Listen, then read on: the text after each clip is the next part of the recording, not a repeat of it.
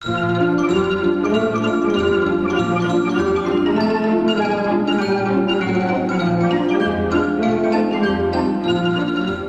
BBC presents My Word.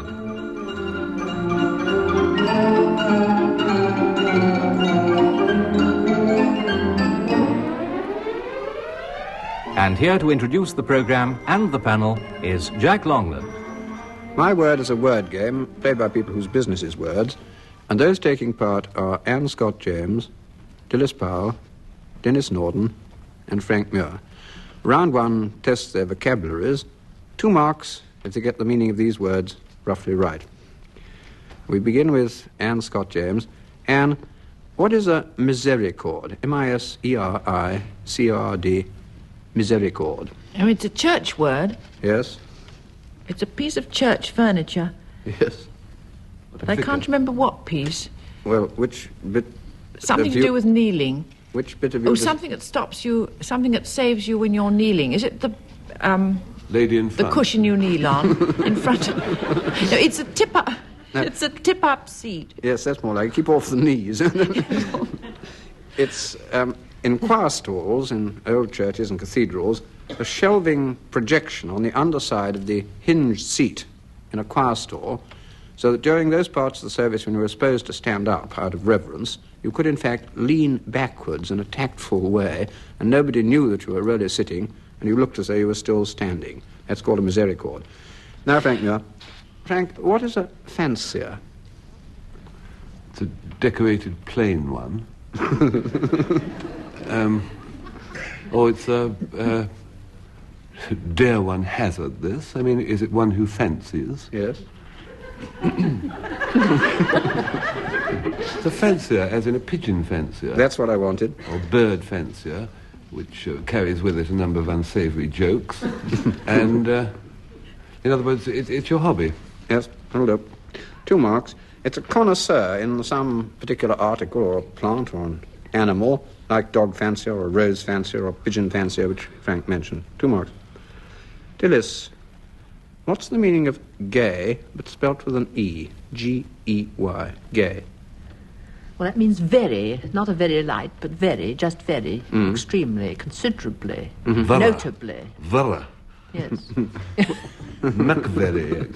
Which country? McVery, Scottish. Scottish. 2 marks it is. Scottish expression, gay, meaning considerably or very, like gay foo, which means extremely drunk. Denis Norden, what is a galingale? Galingale. Yeah. Only Galingale I know is Grace Darling.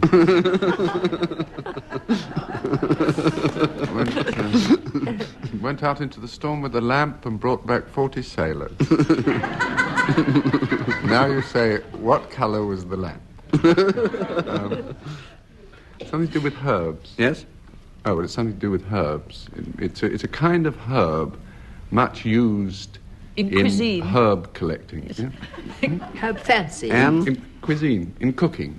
It's a cooking herb. 1 out of 2, I think. It's the aromatic root of an Indian plant used in cookery and medicine, and the English equivalent is, in fact, a kind of sedge, a grass plant with jointless stem, growing near marshes or by the water. Well, before we begin round 2, I give each team a quotation for them to write down, and I want the 2 women members of the team to go on studying those quotations, because at the end I shall ask for the source of the quotation. So, Anne Scott James and Denis Norden, your quotation is ships that pass in the night, and Dilys Powell with Frank, yours is arsenic and old lace. And then at the end of the programme I shall ask Denis and Frank to give me their ideas of how these came to be said or written. And now round 2 is the who, why and what department, and 2 marks for correct answers. Anne Scott James, where would you find Erewhon? E-R-E-W-H-O-N, Erewhon. Well, you find it, do you mean what book? Or it's No, it's where? Nowhere. You find it nowhere. Yes. And it comes from? It's the title of Samuel Butler's book. Yes. Of satire, which the word nowhere was spelt backwards. Quite right. It wasn't. Everybody says that. It isn't. It isn't. It's nowhere backwards, isn't Erewhon? No, WH. The WH is transposed. That's right. Yeah. Well, roughly. You couldn't do very much with it. As No. was Scott, I think. It is a bit inaccurate that way, but it's meant to be nowhere spelt backwards. And Samuel Butler wrote 2 books, novels, Erewhon and Erewhon Revisited, and he represented this imaginary commonwealth or country, which was a satire, as Anne quite rightly says, on England of his day, and everything was sort of backwards on. If you stole, you went to hospital, whereas if you were ill, you went to prison and things like that. Quite interesting. 2 marks. Frank Muir.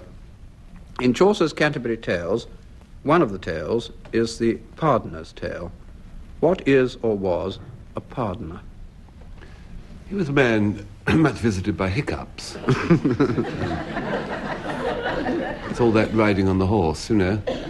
But he was also a form of lay cleric. Yes. Now fallen into desuetude, who flogged religious pardons for money. Yes. I'm not quite sure how they got away with that. But it didn't last many more centuries after Chaucer. Yep. But they sold religious indulgences. Absolutely right, Frank. Well done. 2 marks. Dilys Powell, what is the poet laureate and who was the first? The poet laureate is a poet appointed in this country to write poems on national occasions. By whom? Appointed by The Crown. Yes. Appointed by the Crown. And the first? First. This is a very good point, isn't Yeah. it? I Do you know. know? I would say Do you Ben know? Jonson. Yes, you would. Quite right. Would you be But right? he wasn't. Well, it's a bit moot because he wasn't called poet Yeah, laureate. quite right. The first poet laureate was one of those rather dreary ones like Shenstone or I Shadwell. certainly give you 2 Shadwell, marks, and I'd like to give you more Frank's erudition. Very good. But that's good enough. The poet is officially attached to the royal household. I don't think he has to live there, and receives an emolument for his post. He's called on to compose odes or other bits of poetry on royal and national occasions. Ben Jonson was the first one actually to be appointed officially by the Crown. He was appointed by James I. And Frank is quite right in saying that the actual name of Poet Laureate didn't happen until John Dryden was granted it by letters patent in 1670. And John Dryden was the third in the line. There was a chap called Sir William Davenant in between. I think Ben Jonson got £8 a year and 2 tons of Canary wine, Well done. 2 barrels. He was gay fool, all right. There were earlier poets, Chaucer and Spenser, 2 of them, who actually got grants from the Crown, but they were never called Poet Laureate, and they weren't appointed in that way.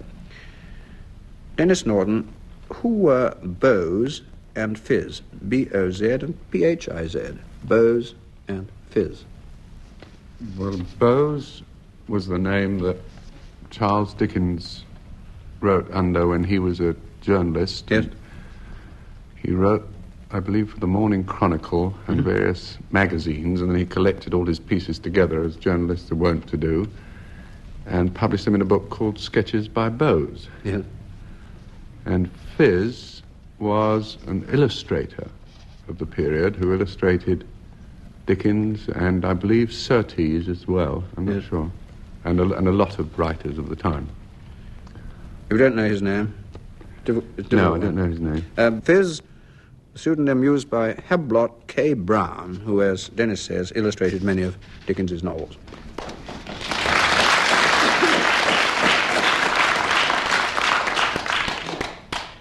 Now we have a round of origins and derivations, and 3 marks if members of the team can define the present meaning of the phrase or word, and then give me the origin and derivation it comes from. Beginning with Anne Scott James, make-up. Well, make-up now means slap. It means what a woman puts on her face to beautify it. Yes. And originally? I should thought, is it from the theatre? Yeah. Oh, it just meant physical change. Completely. That's it. Turning yourself from Yes. into something else, into the part you're going to play. That's what I wanted. 3 marks it is. Make-up nowadays has been narrowed in its meaning to meaning women in beautifying and adorning themselves, and covers everything from sort of face powder to eyeshadow and lots of other things. But it was an actor's term how an actor changed himself into the character that he was going to play, or he or she. And the makeup of the character and appearance of the person they were playing was what they were trying to sort of pin down and analyze and then reproduce. Frank Muir, Bigwig. Bigwig means a person of some importance. Yes. And no doubt comes from the word wig. Why big? Why big? Well, I'm coming to that in a minute, actually. Because normally, around about the 17th century, the size of a wig was a fair indication of the importance of the person, of the dignity of the person, mainly because wigs were very expensive, particularly big ones. So presumably if you saw a chap in a big wig, he must be a Lord Mayor or somebody of some importance. That's absolutely right. That's good enough. 3 marks. And now we go on to Dilys Powell. Dilys Powell, Tuxedo. Tuxedo is a gentleman's evening dress, what we call in this country, I think, a dinner jacket. Yes, and why? Why do we call it a dinner jacket? No, because he wears it for dinner. He wears That's it not for so dinner. difficult. He wears something else as well, but he wears it for dinner. And it's an American term signifying what we call a dinner jacket, and it's Californian or Mexican. Mexican, no? Tuxedo. Is there anything to do with Tuxedo Junction? No, Tuxedo Park, I think. There is. Tuxedo Park. You wouldn't wear that in a park, would you? No, I thought so. Normally? No. It's called after somebody. No, well, no, it isn't. 1.5. Formal sort of park. Tuxedo is the American term for a dinner jacket, but it was borrowed from England as a form of dress and introduced by a chap called Griswold Lorillard in 1886, and he first wore it at the Tuxedo Club in Tuxedo, New York State. Jolly good job he didn't name it after him. I'll just slip into my Griswold Lorillard. It's actually a Red Indian word. It means a wolf, if that's any help. Yeah, it's very apt, really, under some circumstances. Yes, I must say. And now Denis Norden, Pigtail. Well, Pigtail is as far along a pig as you can go.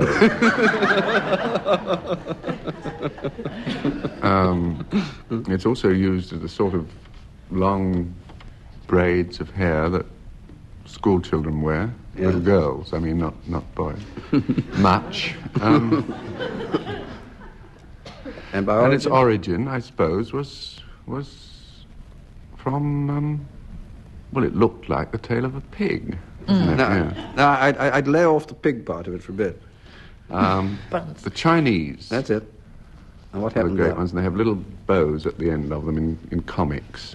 That's how you tell that they're Chinese. And bullfighters wear them. Yes. Oh, it's named after a famous Chinese emperor called Pig Yeah. Ta Il, who was the first man to wear a pigtail. 2 out of 3. Pigtails, plait of twisted or braided hair hanging down, usually, I think, from the back of the head, and it originated as a form of wearing your hair from China. It's when the invaders, the Mongols, came into China and conquered it in the 17th century, they made all the Chinese wear this not as an honor, but as a sign of servitude, and they kept on doing this until 1912, when the Mongol emperors were thrown out. It's also a thin, rope-shaped bit of tobacco in the 17th century, which sailors called a pigtail, and the sailors themselves, curiously, started wearing pigtails at about the same time. Also, as Denis says, it is a badge of the profession of bullfighter, and some schoolgirls as well. You can actually plait pigtails, but you need 3 pigs. It's very difficult in backing them in required positions. Next round's about slang, or slang expressions. And some of the following old or new slang expressions may be a bit foreign to most of us, but I'll give 2 marks for correct answers, or even I might give some marks for really intelligent guesses as to their meaning. Anne Scott James, to flash the ivories. Oh, that means to give a great grin. Absolutely right. 2 marks it is. It's a cant term of the late 18th century, quite different from tickling the ivories, which is using a piano. Frank Muir, trotter boxes. Trotter boxes. Oh, this is an early term for You see, if you're going to plait pigs' tails and get them in a line, you have to fit the pigs with gumboots. Yes. You see, otherwise they'll slip and slide on the mud. So a trotter box is just a rather derisory sort of term for a pig's gumboot. Trotter box.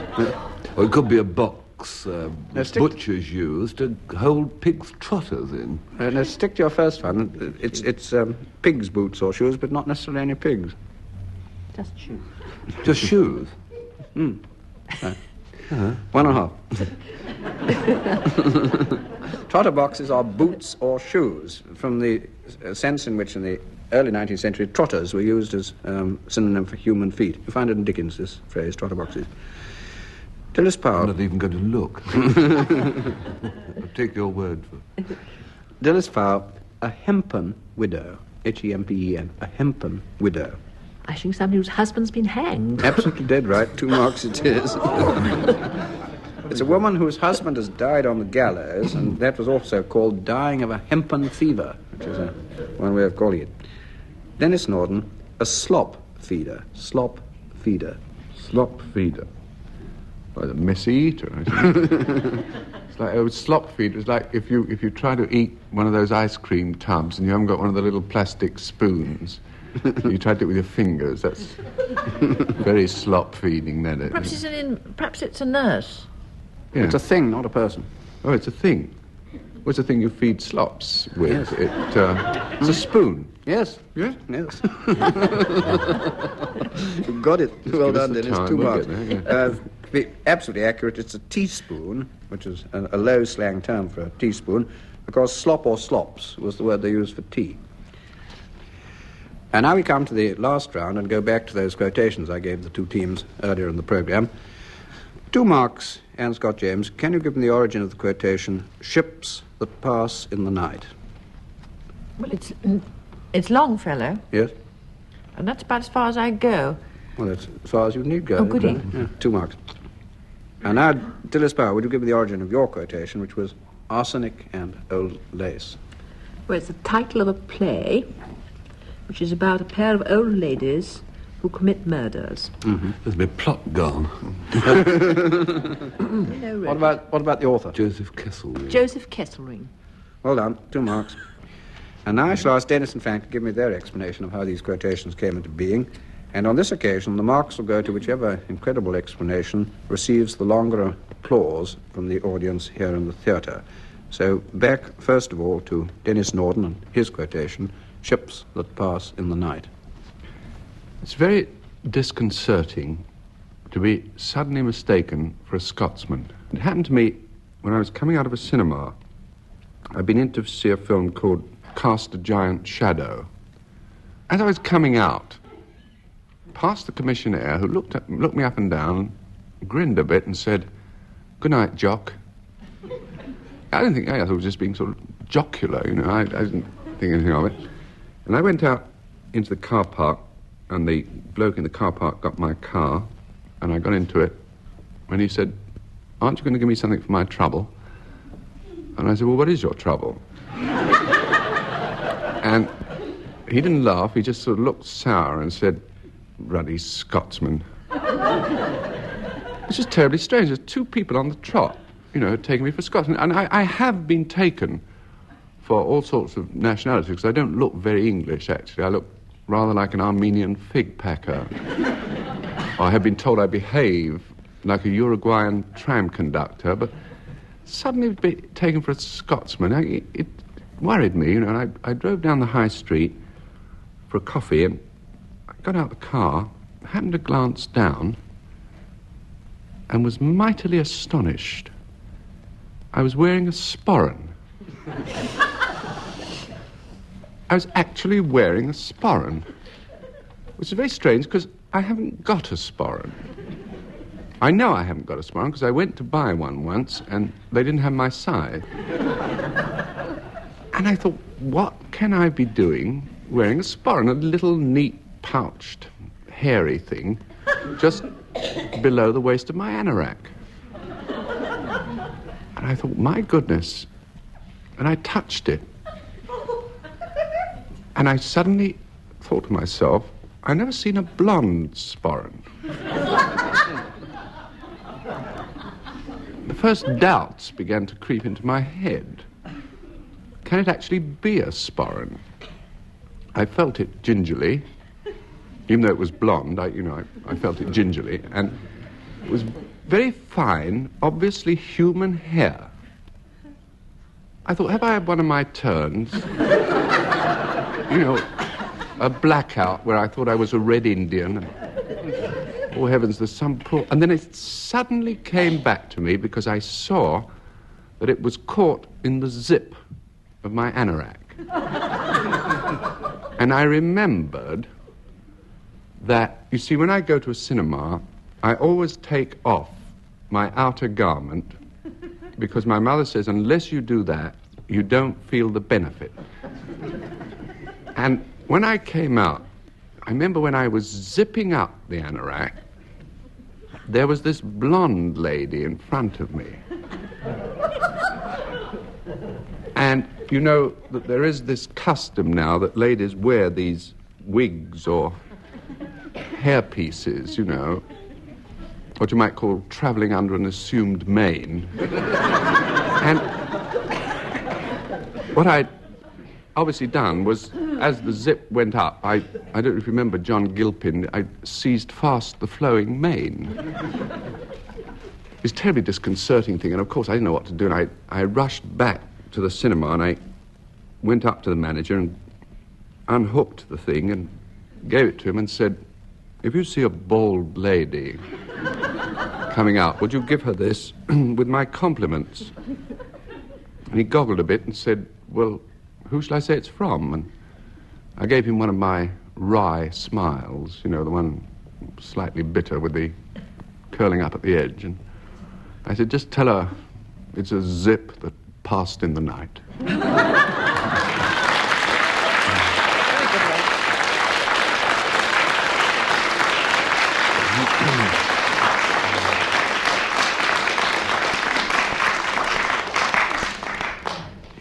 I'm told an arrest will follow shortly. Now we pass back to Frank Muir, and if you remember, his quotation was arsenic and old lace. It happened a couple of months ago because I had to translate it and read it and everything, you see, because I found it really, but I was digging this hole in the garden. I was digging this enormous hole in the garden. Well, I got down about 8 feet when my spade struck something.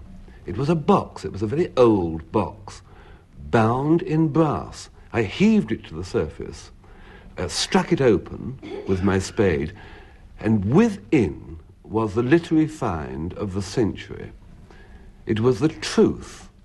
It was the full story of Camelot and King Arthur and the Round Table. Why the table became round was here revealed for the first time. And it seems that when King Arthur first held all these conferences with his knights, they had a square table. They were a merry band of chaps. Gay they were. In fact, one of them, a Russian, was called Sir Gay. A very good-looking chap. He was elected the loveliest knight of the year. There was another big fat one, big fat greedy one, whose job it was to arrange all the feedings in Camelot. He was Circumference. And there was our hero of this story, this inventor. He was a remarkable man, as emerges from these old chronicles, because he was the first man in the world, probably, to prove this principle that air is a good insulator. So he was the first man to dispense among this knighthood brotherhood, the first man to dispense with wearing his long combs inside his armour trousers. His name was Nicholas.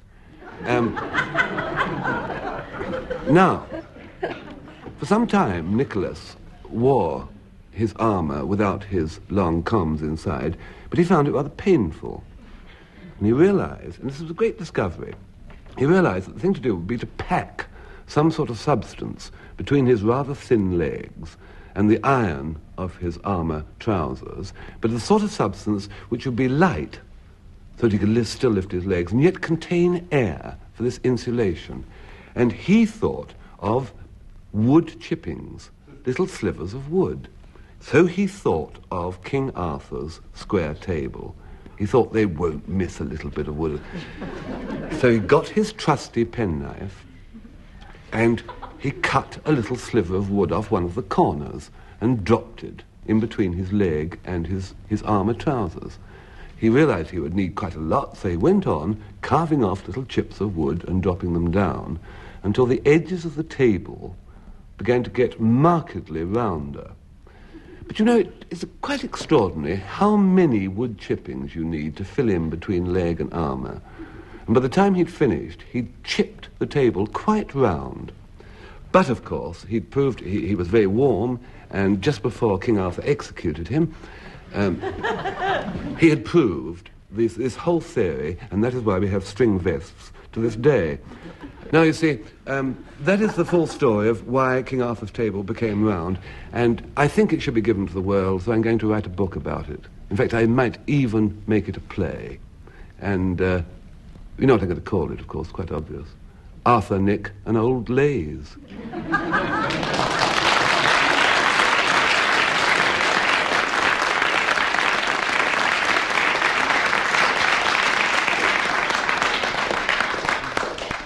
But I think that play will be a hit and not a flop.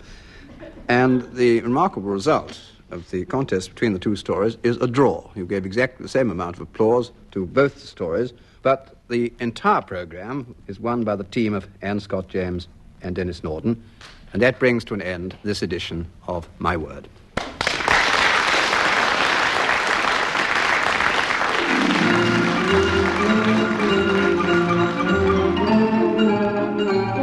In My Word, you heard Dilys Powell, Anne Scott James, Frank Muir and Denis Norden, introduced by Jack Longland.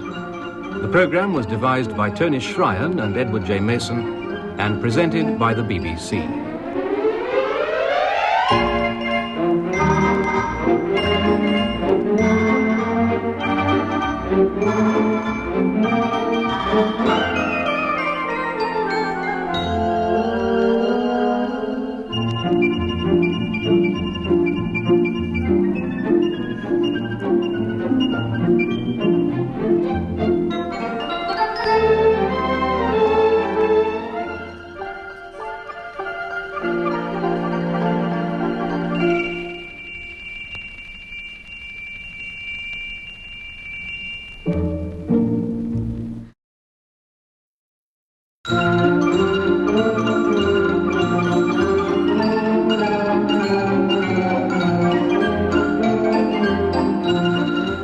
The BBC presents My Word.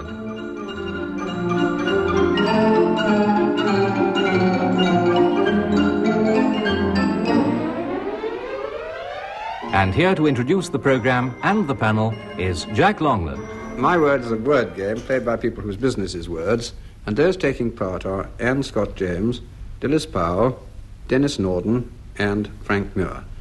Here's round one, which tries to test their vocabularies. 2 marks if they get the meaning of these words right. We begin with Anne Scott James. Anne, what is the meaning of patronymic? P-A-T-R-O-N-Y-M-I-C, patronymic. Oh, it's a Greek word.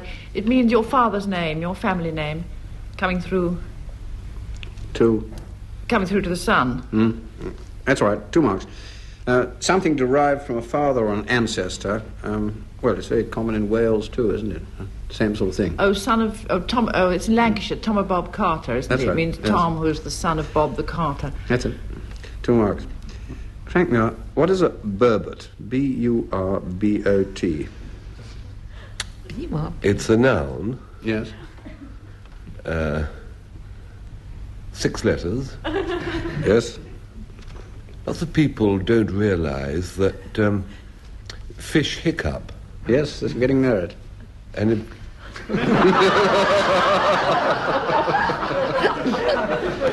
And in fact, you know, sort of goldfish hiccups, the bubbles are collected to make spirit levels. When a turbot burps, then you've got a super little bubble. That's called a burbot. 1 out of 2 for this. Wasn't that near, was it?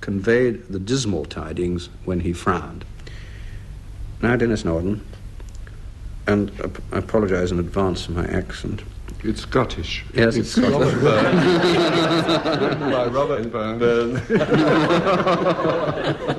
Denis knows this. Wha'll by my calla herrin, their bonny fish and halesome herrin. Well, that's a song. Yep. Who'll buy my calla herrin, their bonny fish and wholesome herrin? Who'll buy my calla herrin? That's a song. Glasgow belongs to me. And so on. Well, it's an old Scottish song. Yes. Yes. Well, it's there should be a finality in that. Yes, Jack. Well, I wanted the fourth line because that's. Well, I don't know. I just go dee-dee-da-dee-da generally. I don't know. Wha'll by my calla herrin, their bonny fish and halesome herrin, by my calla herrin, new drawn frae the Forth. And the Forth, as far as I know, is a Scottish river. And it's calla herrin, the song by Lady Nairn, and written about 1840 or thereabouts. Calla means fresh. It means they're not actually stinking herring. I thought it was about 7:10, actually.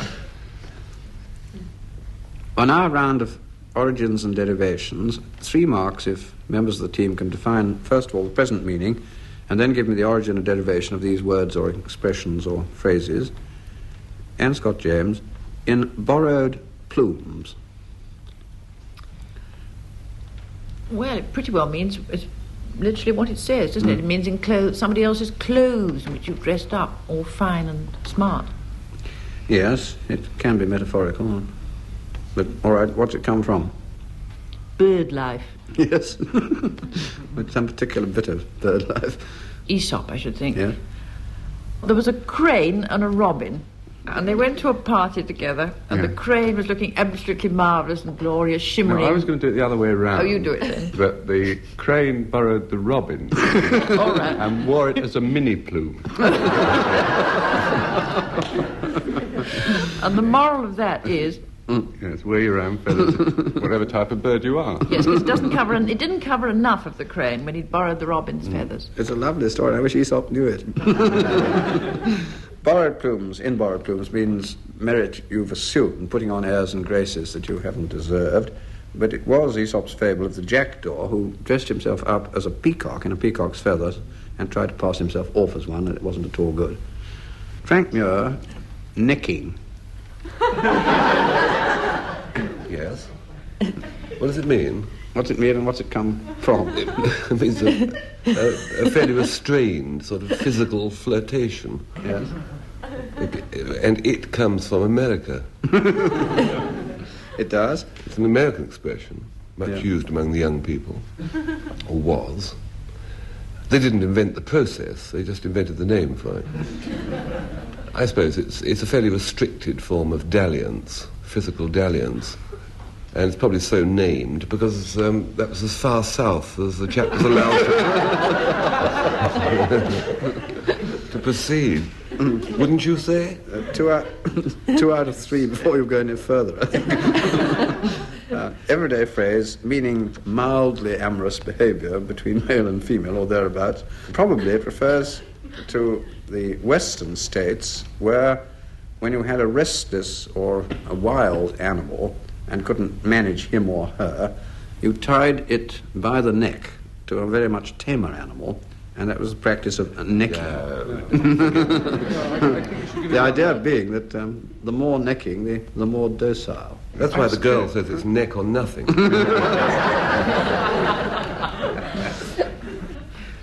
And I did a spell.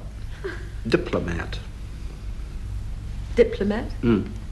It means now a character who is asked to make the other side believe something which is not true as a rule. He lies abroad for his country, I think. Yes, exactly. He's an ambassador or something of the sort. But how does it come to mean that? It means that he has 2 voices or 2 something. Die. It's double. Double is but this is a bit confusing. Double. You've got the right Greek root, as it were. Anything to do with diploma? Yes. The chap with the diploma. He gets a diploma before tea. What's he want his diploma for? Yeah. That's asking, Jack. Language. All right, 2 out of 3. We've got a long way towards it. Diplomat is a man who manages or has skill in managing international relationships, or in a general sense, a chap who's good at handling issues or people with kid gloves. But it does come from the word diploma, which means a folded parchment. And diploma used to be written on parchment and then sealed and folded, or folded and sealed. And it meant that you had a license to practice something. It might be medicine, it might be surgery, or it might be a post in the church. But most important, it wasn't any good going abroad as a diplomat, because you would have been beheaded unless you carried with you this diploma saying that you were properly accredited to the country that you said you come from. So a diplomat comes from the diploma that he had. 2 marks. Denis Norden, what is a King Charles's head? King Charles's head is a sort of hobby horse that be in the bonnet. Yes. And it comes from Dickens. Dickens is Betsy somewhere. Trotwood's brother, wasn't it? Mm-hmm. Yes. What was his name? Uncle Dick or something? Yes? Was it Uncle Dick? Dick. Mr. Dick. Just leave it at Uncle Dick. Yes, it was from Dickens. When he kept bringing King Charles's head into all his conversations, didn't it? Yeah. Yes, I think that's good enough. It isn't absolutely dead right, but near enough. 3. Nothing is absolute. It's King Charles's head is an obsession or a fixed fancy, and Mr. Dick was a harmless and simpleton of a character in David Copperfield of Dickens, and whatever he wrote about or said, he always got round to this subject of King Charles's head, because he was composing a memorial, and he couldn't get this out of his head, whatever he was doing. He was trying to write about it. That's the only difference. 3 marks. And now we come to the last round and go back to those 2 quotations I gave the teams earlier in the programme. For 2 marks, Anne Scott James, can you give me the origin of your quotation? He shall have a noble memory. Well, I think it's Shakespeare. Yes? And at a wild guess, I think it was Julius Caesar. In the right period, but the wrong play. Nobody does.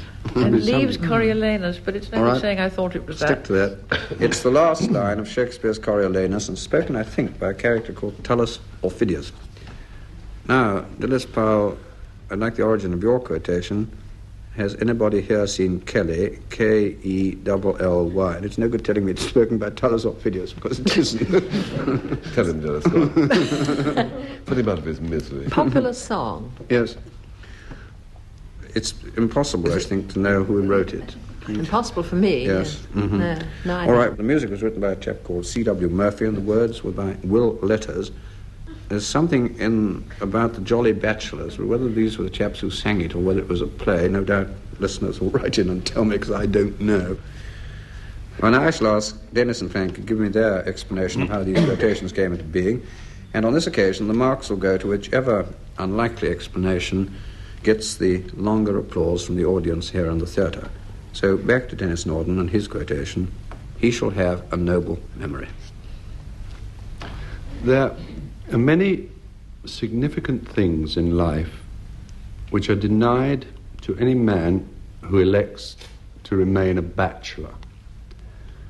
One of the most profound is the experience of sitting for 2 3/4 hours at a children's dancing school concert.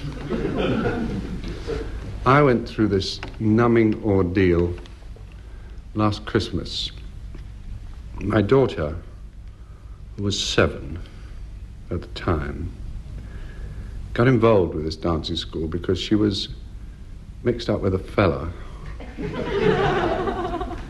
who was 10. When I say mixed up, I don't think she was mistaken for him.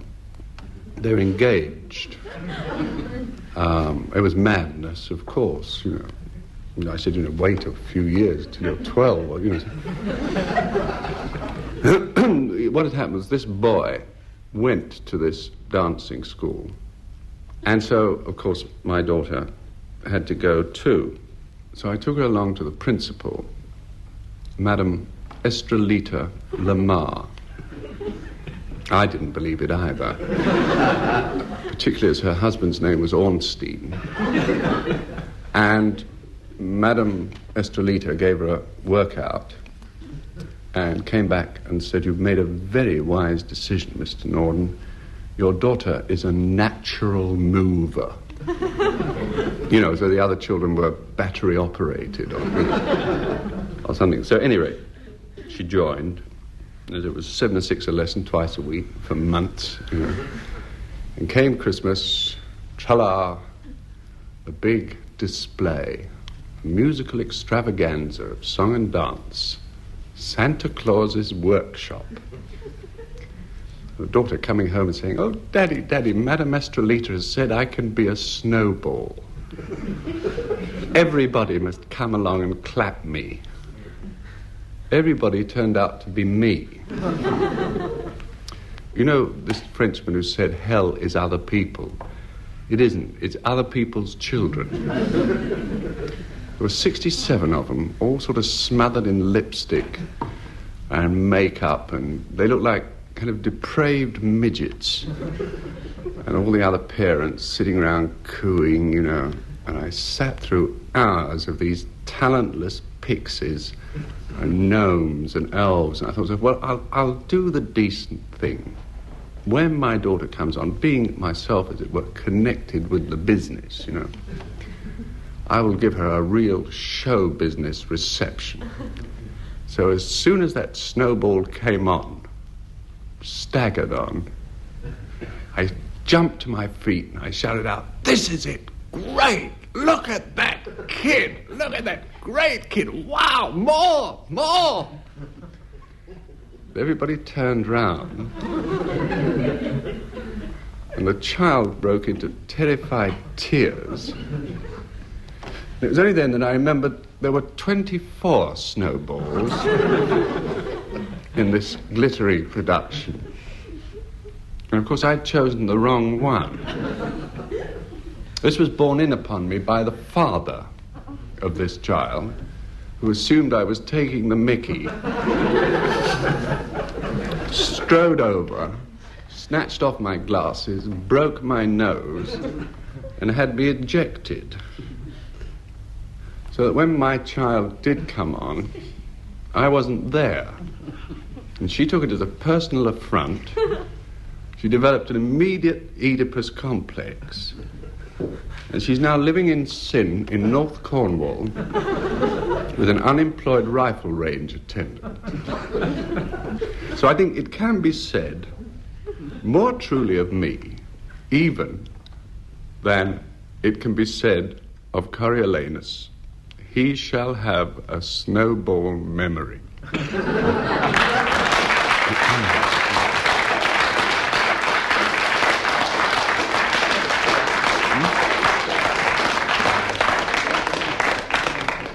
Poor Denis. I do hope somebody will make up for it to him next Christmas.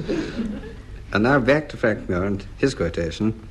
Has anybody here seen Kelly? K-E-L-L-Y. Ah, yes. Actually, mine is more in the nature of an appeal because of my ferret. You see, I don't know if you know, I don't know if you've listened to this program before, but I invent things quite a lot in my spare time.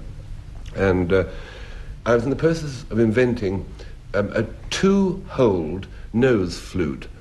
Because although the Javanese nose flute is quite well known, it's a lonely instrument to play. And it occurred to me there must be a felt want of some length or other for a nose flute on which close friends could play duets. Well, I was experimenting one day with this length of wood with holes in it, applying it to my nose and snorting outwards, and it made no sound at all. I blew and blew, I could never get any sound. Then one day while I was blowing, a ferret suddenly turned up. Lovely little brown ferret, little curly things, just under his chin, little curly pieces. I used to call him Curly Chops. And every time I blew my nose flute, no sound, but my little ferret turned up. And I realized that quite by chance, by this strange quirk of fate, I had invented a noiseless ferret whistle. That now the world could always summon ferrets when they wanted to, noiselessly, as with noiseless dog whistles. Noiseless ferret whistles. So I applied to the patent office, and I wrote to them and said I'd invented this noiseless ferret whistle. and could I have a patent? And they wrote back, well, they didn't write, actually, it was a sort of form letter printed, saying that they will send for me for an interview. In the meantime, would I lock away my invention and keep the key in a safe place? So, I bought a little safe and had it let into the wall, and I put my ferret whistle, noiseless, in the safe, and I locked it very carefully with the key. And it said, put the key in a safe place. That made me think a bit. And I had a bright idea. You know those old japanned cash boxes one used to have? I bought one of those from an army surplus store, and I put the safe key in that, and I locked the cash box. And I had this key. You see, now I thought, I must keep this key in a safe place. Surely a combination lock is the thing. So I rushed out, and I bought a briefcase. You can buy them now with combination locks. And I put the key of the cash box in the combination lock of the briefcase, twisted it round so nobody would know. But of course they give you a little card with the combination lock on, with the lock of the combination on it. There I was with the card of the combination lock. I realized that I had to put this in a safe place. And I remember that railway stations have safe deposit boxes. So I went to Liverpool Street Station, and I hired, only cost £0.50, and I hired this lovely big steel strong thing, and I put the combination in that, and I locked the thing, and I took the key away. And I had a key in my hand. Then I had a bright idea. Surely the thing to do, if one wants to keep a key really safe, is to put it in a safe. So I bought a safe, and I had it let into the wall, and I put the key in that, and I locked it up, absolutely safe and sound, and I had the safe key. Then I felt a little funny movement in my pocket, and it was Curly Chops, my ferret, whom I always used to walk around with me during the daytime, and I used to set him off and used to go off into the woods or over he went. And I thought, now here's a thing. If I get a bit of ribbon and tie the key of the safe round the ferret's neck, I can summons him any time I want to. So I did this, and I sent Curly Chops off into the woods, and, days and days passed, about 2 weeks passed, and yesterday morning I had this letter from the patent office asking me to come along tomorrow morning at 9:30 off the clock with my noiseless ferret whistle. So I didn't forget. I knew where it was. Now, wait a minute. It's in the first safe, and the key of that is in the cash box. The key of the cash box is in the briefcase of the combination lock. The secret of the combination is in Liverpool Street Station, left luggage, lock-up. The key of that is in the safe. All I've got to do is open the second safe, and the key of that is round the ferret's neck. On the other hand, to get the ferret, I realized I'd been hoist on my own vicious circle. The boot was now a horse of another colour, in fact. No iron bars a cage. And the only way I can get my invention to the patent office by tomorrow morning is to get little Curly back. So I don't know where he is. I can't get at the whistle. If I could get at the whistle, I could get him. And I've got to get to him before I can get to the whistle. The only hope that somebody might have seen him. He's brown. He's about 9 inches long. And I've got to ask everybody before tomorrow morning. I'd like to start with the studio audience, please. Has anybody here seen Curly? C-U-R-L-Y.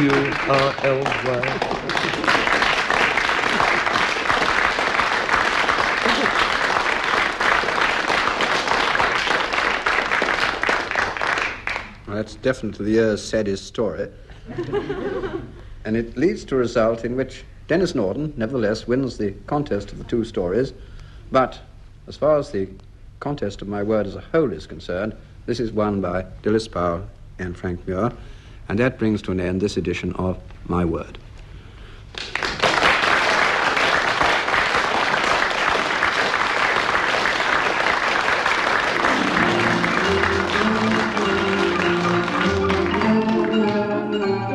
In My Word, you heard Dilys Powell, Anne Scott James, Frank Muir and Denis Norden, introduced by Jack Longland.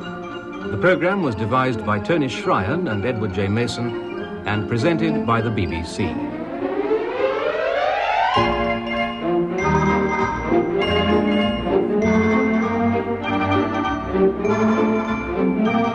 The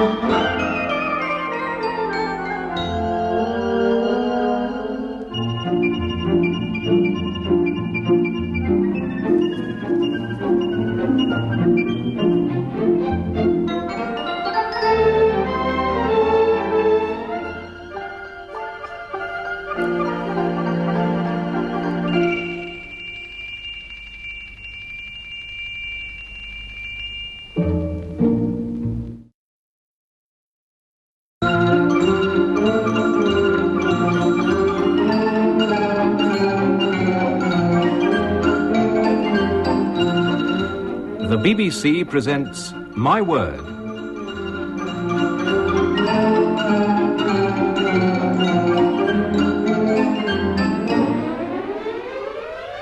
And here to introduce the programme and the panel is Jack Longland. My Word is a word game played by people whose business is words, and those taking part are Dilys Powell, Frank Muir, Scott James, and Denis Norden. Here's round one to try and test their vocabularies. 2 marks if they get the meaning of these words right. We begin with Dilys Powell. Dilys, I want to know the meaning of the word decimate. Decimate means to take 1 out of every 10. Why? Well, you kill them. That's it. To put to death 1 in 10, usually with mutinous or cowardly soldiers who are running away from the fight, to encourage the others, of course. And it comes from a Latin word meaning to take the 10th man, but when you took him, you killed him. 2 marks. Now, Denis Norden, what is the meaning of the word adit? A-D-I-T, adit. If you conjugate the verb to live, you get I live, he is living, she will live, he's at it.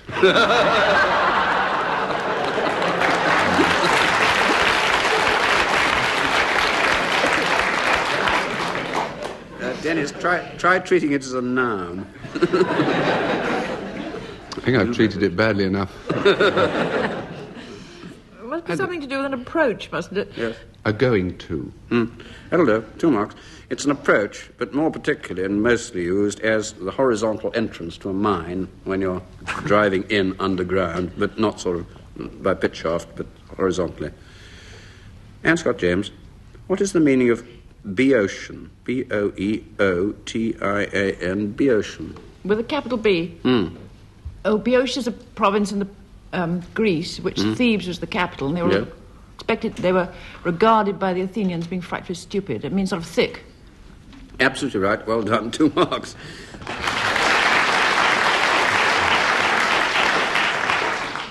Frank Muir, what is a bubo? B-U-B-O. What indeed is it? Yes. Plague. Oh, yes, bubo is a plague which gets you in the nicks. It's because it's a bubonic plague.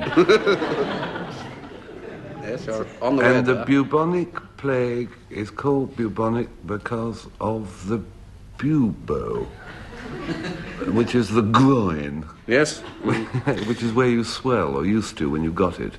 I think you get your 2 marks. A bubo is an inflamed swelling, and you get it in the more glandular bits of your body, particularly the groin or the armpit, hence bubonic plague, which is one of the symptoms of which is these terrible swellings. Bubo. Now, before we begin round 2, I give each team a quotation for them to write down, and I hope that the 2 women members of the team will go on studying those quotations, because at the end of the programme I shall ask them where the quotations come from. Dilys Powell and Frank Muir, your quotation is, "The lass with the delicate air," and Scott James and Denis, here's yours, "say it with flowers." And then at the end of the programme, I shall ask Frank and Denis to give me their ideas of how these came to be said or written. Next round takes us into the world of thrillers. For 2 marks, Dilys Powell, what writer created Lemmy Caution? Peter Cheney. Thank you, Frank. Peter Cheney. A character in the thrillers of Peter Cheney, Lemmy Caution. Denis Norden, who was secret agent OSS 117? Could it be John Buckingham? No, it's a Frenchman. Frenchman? Mm-hmm. French. Is this I've seen paperbacks by somebody called Jean or Jean Bruce. Yes, quite right. Yes, well, but I've never read any. And I can't tell you anything about him. Yes. Except he was called Os Dix-Sept. He was it actually Saint called- Dix-Sept? He was actually called Hubert Bonisseur de la Bath, The French B-A-T-H. know how to arrange these things. But certainly one mark for getting John Bruce, who is the author. Long before people had heard of James Bond, the character of Hubert Bonisseur de la Bath was a household word in France and a sort of prototype of that kind of agent. Anne Scott James, what writer created the character Tiger Man, M-A-N-N, Tiger Man? I just do not know, and I don't think I can guess. Character in Mickey Spillane. No marks. Frank Muir, who is April Dancer? Oh, she's the girl from Uncle. Yes, quite right. 2 marks. The next round concerns verse and poetry, and what I do is to give each member of each team a bit of a quotation and ask them for the next line or two. 2 marks if they can finish off the quotation, and 2 more for naming its source. Beginning with Dilys Powell. When daisies pied and violets blue, and lady smocks all silver white, and cuckoo buds of yellow hue do paint the meadows with delight, the cuckoo then on every tree mocks married men, for thus sings he. To wit, to woo. No. I've never met a cuckoo who did that. He does impressions. Well, he does his cuckoo. The ventriloquist. He's the unusual cuckoo. Very unusual cuckoo. Cuckoo. I guess. You know. Something note, and welcome to the married year. That's near enough. Yes. Author and play. Shakespeare. Play. We don't know. You know that. I Queasy think Joe. 2.5 out of 4. It's the cuckoo then on every tree mocks married men, for thus sings he, cuckoo, cuckoo, cuckoo, a word of fear, unpleasing to a married ear. It's a song from Love's Labour's Lost with Shakespeare. Now, Denis Norden. You know, my friends, how long since in my house for a new marriage I did make carouse, divorced old Baron Reason from my bed. Invited up the Baroness instead.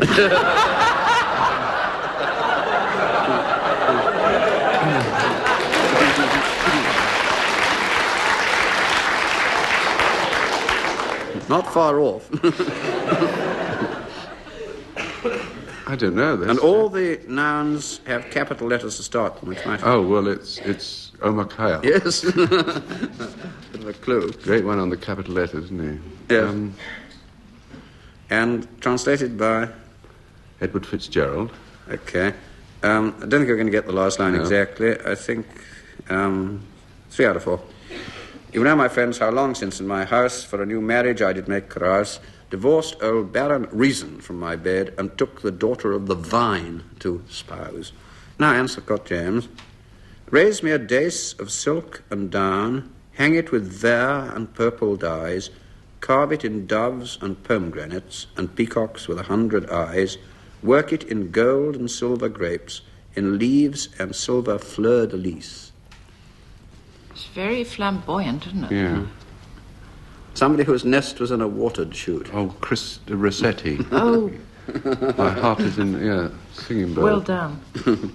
Christina Rossetti. 2 out of 4 is very generous. I did give some help. It's Christina Rossetti, a little poem called A Birthday.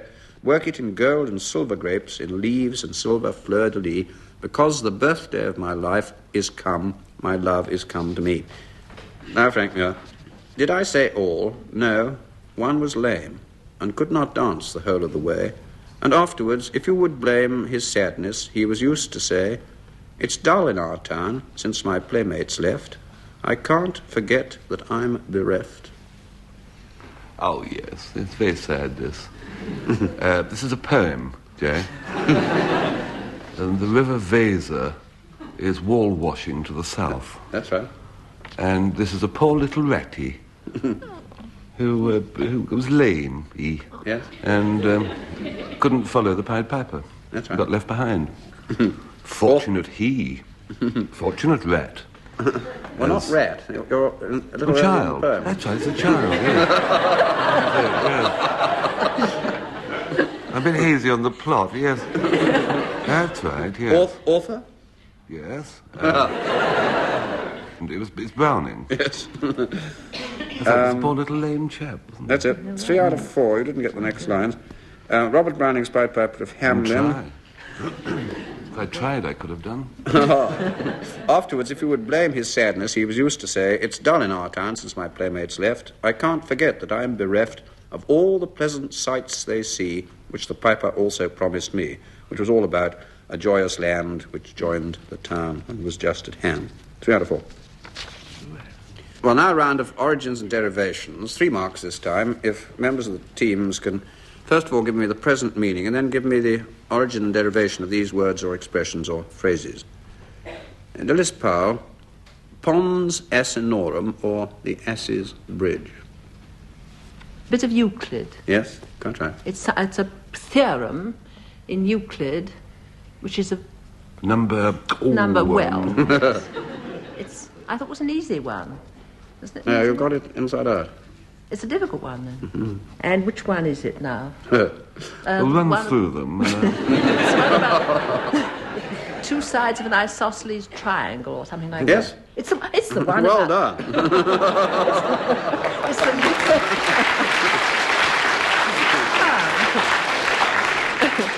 Brilliant, Dilys. 3 marks. It's the 5th proposition of the first book of Euclid, which is the first really stinking and difficult theorem, which the more stupid people rarely get over the first time without stumbling. So it's a stumbling block rather than a bridge. But if you do get over it, it bridges the way to more advanced work, and it is the one which is about the angles at the base of an isosceles triangle. Well done. 3 marks. Denis Norden, a bad lot. Well, it means a villain, somebody untrustworthy. Mm-hmm. And the derivation is... It could be... It's an auctioneer, yes. Yes. Mm-hmm. It's a lot in the sense of an auction, something that's put up for sale that isn't worth having. Yep, quite right. 3 marks. And Scott James, the end of one's tether. Means you're absolutely fed up and can't go another inch. Yes. And from? Well, I should think it comes from the tethering of beasts. When they're stretched to the uttermost, they can't go any further. What are they trying to do? What do you mean, what are they trying to do? Stray away from the place to which they're pegged. Yes, but why? We didn't want to go. I know, the grass is always greener the other side of the fence. That's it. All right, you get your 3 marks. The end of one's tether means reaching the limit of your endurance or your resources and exhausting your powers, but it is an animal tethered to a rope or chain so that he can graze only as far as the tether permits. And when he's got to the end of the tether, he can't get further and he can't get any more to eat. Frank Muir, blackguard.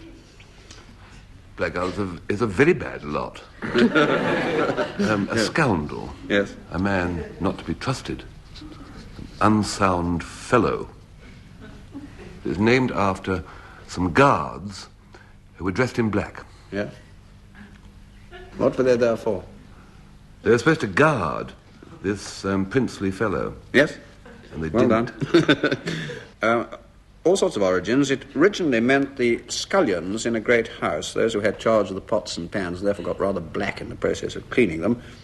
Noblemen at some time in round about the 17th century had a special bodyguard uniformed in black who were known as the Black Guard, and they actually had decrees against them. There's one of May the 7th, 1683, whereas a sort of vicious, idle, and masterless rogues and boys, commonly called the Black Guard, with divers other lewd and loose fellows, do usually haunt and follow the court.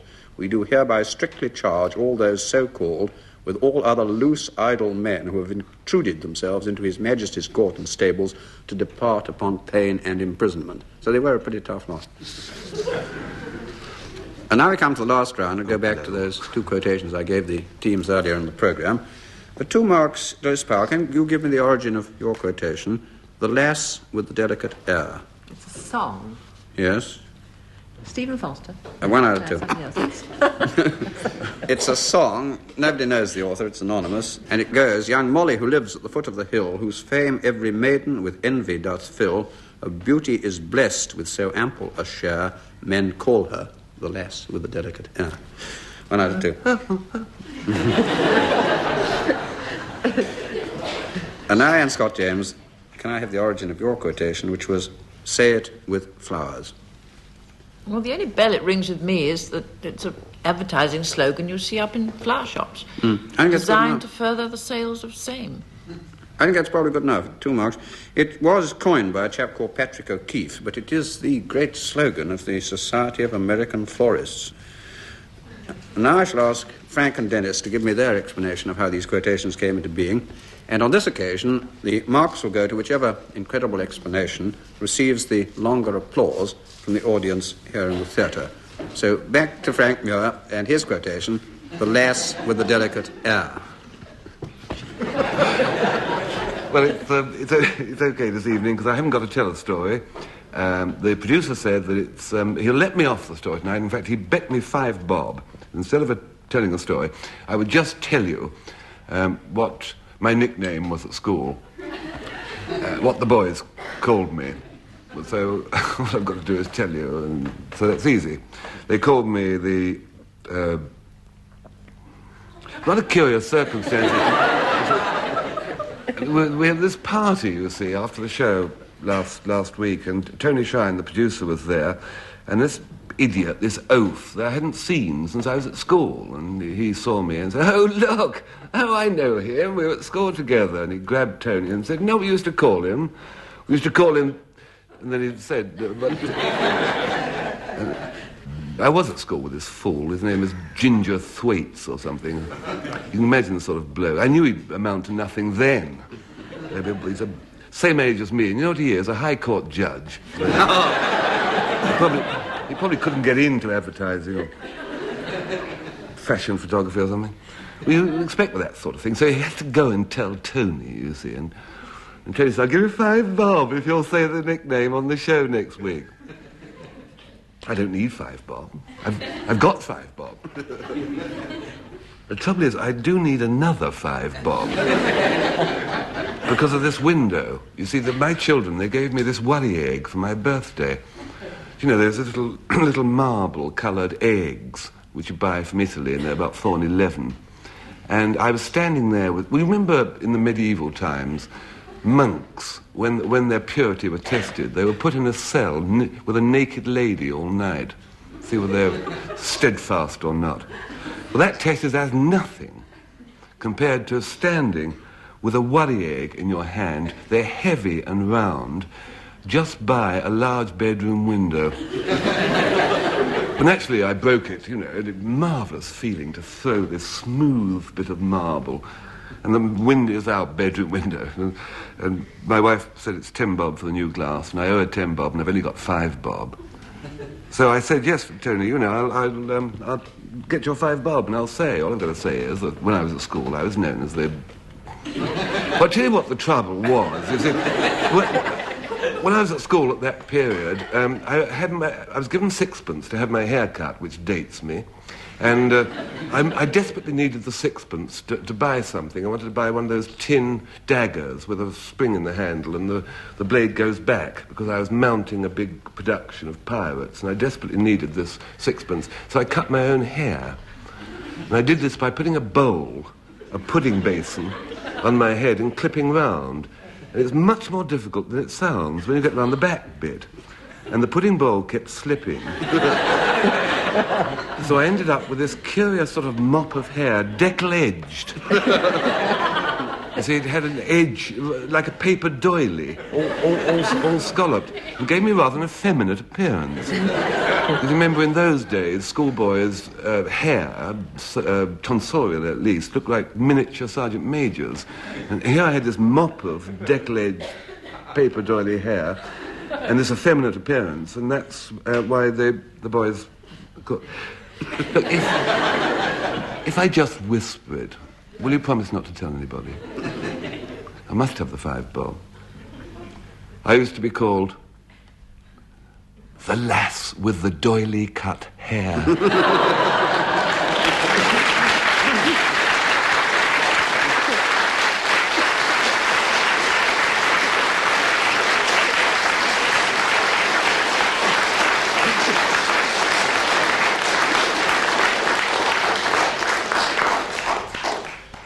Happy to report that Frank now has it cut professionally.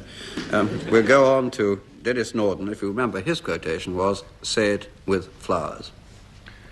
Many years ago, Frank and I, early in our careers, augmented the miserable income we received as BBC scriptwriters by setting up a little business which we called Rent-A-Joke.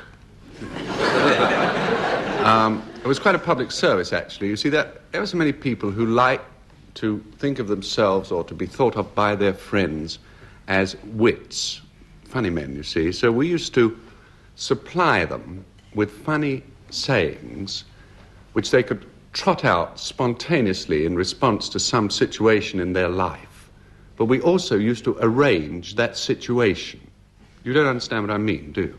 I'll give you an example. You see, there was one chap who was taking a rather important business colleague to the opera, and we arranged that in the middle of the second act, a life-sized, heavily weighted model of a small boy suddenly plunged down from the flies towards the floor of the stage.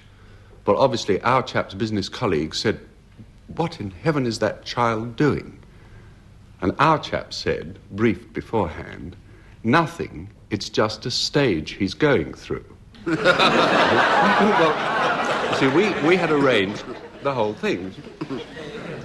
Well, now you've got it, see. Well, now, one day, I was sitting in the office alone because Frank was out collecting material for his novel. You know, paper, printing ink. And in came this chap who needed our services. Now, I'll tell you his position. I shall refer to him as Mr. A-M, because that's how he was known in our files. You see, we didn't have a file that went N-Z, so everybody was known as A-M. Now, his was a very rich man who had met a beautiful girl, and he wanted her to like him for himself, not for his money. Wanted to like him for his charm and his wit. And I said to him, "Well, now, when are you meeting this girl?" And he said, "Tonight." He said, "I'm going round to her flat, and I'm picking her up at 7:30. I said, "She lives in a block of flats, eh?" "Right. This is what you do. You go to her flat. You'll pick her up, you will get into the lift. When you get in the lift, you will see a man with a red moustache. That will be me. I shall be carrying over my shoulder a very large, mahogany, 8-foot-long grandfather clock. Now, this is obviously bound to attract the attention of your girlfriend, who will nudge you and point. Whereupon you will adopt a humorous cast of countenance, lean forward, tap my shoulder, and say, 'I say, old chap, wouldn't it be simpler to wear a wristwatch?' The girl will then emit a tinkle of laughter and squeeze your arm appreciatively, and you're off." And I said, "Well, now, tell me where she lives." And he told me the address of the block of flats. And I said, "Well, you go there, and you'll be there at 7:30. I shall be in that lift at 7:32, which I was, with the grandfather clock. There was a bit of trouble coming on the bus with it, but I got there at 7:32, and this 8-foot grandfather clock at the slope. I entered the lift, pressed the top button, went up to the top floor, pressed another button, went down again, went up again, went down, went up, went down, went up. About 10:15, I began to get a bit worried. It wasn't just that the the thing over my shoulder. I began to appreciate that saying about time weighing heavily. And it wasn't just the non-appearance of my client. The motion of the lift, something had gone wrong with the chiming mechanism. And it was now, every quarter of an hour, it was doing midnight. There were the other residents of the flats who kept coming out and peering and then going back and putting their door chains on. But it does say quite a lot for the stoicism of your London flat dweller that it wasn't till 1:15 that they sent for the squad car. Well, of course, when they arrived, there was no use. I just had to tell them everything, the whole story. And they put me some pretty searching questions, during the course of which they elicited something which I myself had failed to discover. This blooming girl lived on the ground floor. I could have gone up and down all night. So when Mr. A-M phoned in the morning and said what happened, I said, you may well ask. I said, next time you give the address of a girl who lives in the block of flats, kindly take heed of the slogan of the Society of American Florists. Say it with floors.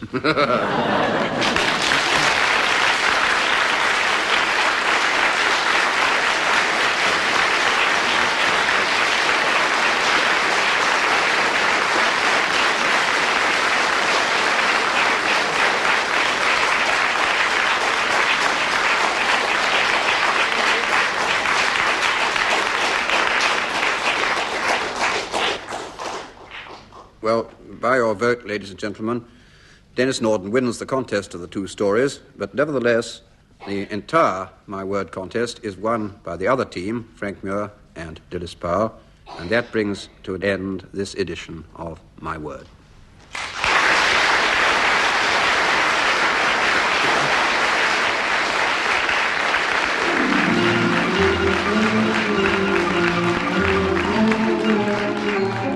In My Word, you heard Dilys Powell, Anne Scott James, Frank Muir and Denis Norden, introduced by Jack Longland.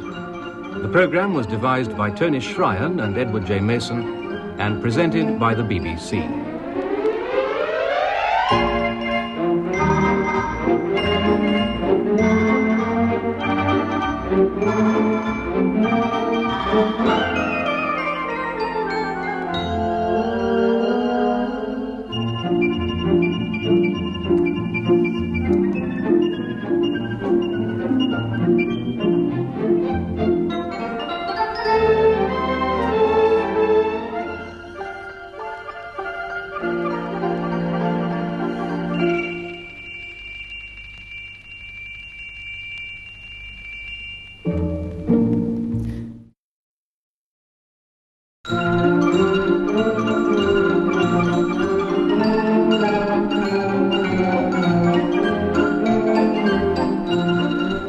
The BBC presents My Word.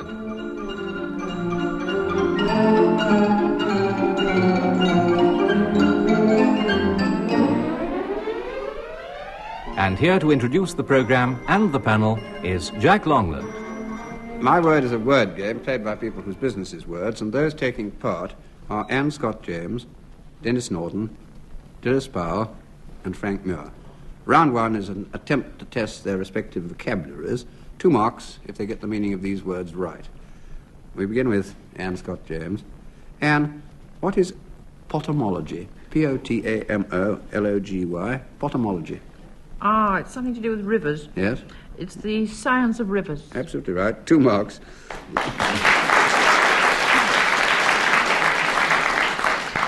Now, Frank Muir, the meaning of the word darkle. D-A-R-K-L-E, darkle. Darkle is a kind of serrated edge sometimes given to visiting cards, particularly funerals. Particularly funerals with a black edge. It's a dark decal. It's a lovely idea and totally wrong. Anything to do with darkling, as in a darkling sky. Yes. I remember this. It's at school. I used to think it was duckling. I listened. Not duckling I listen, it's darkling I listen, isn't it? In a ode to her. That's right. 2 marks. Darkle means to hide or lie concealed. It also can mean to grow dark, and it's formed by a curious sort of back formation from the word darkling, which means in the dark, but people didn't think it meant that, and they thought they must have a verb because they thought it was an adjective. It wasn't. 2 marks. Dilys Powell, what is a fitchew? F-I-T-C-H-E-W, fitchew. It occurs in a quotation in Shakespeare, which has often been quoted to me, and I've often wondered what went on. It says, nor the fitchew nor the soiled horse goes to it more rampantly. Yeah. And I've often wondered what they went to. In such a manner. I have a strong feeling it's a polecat. You absolutely did right. Well done.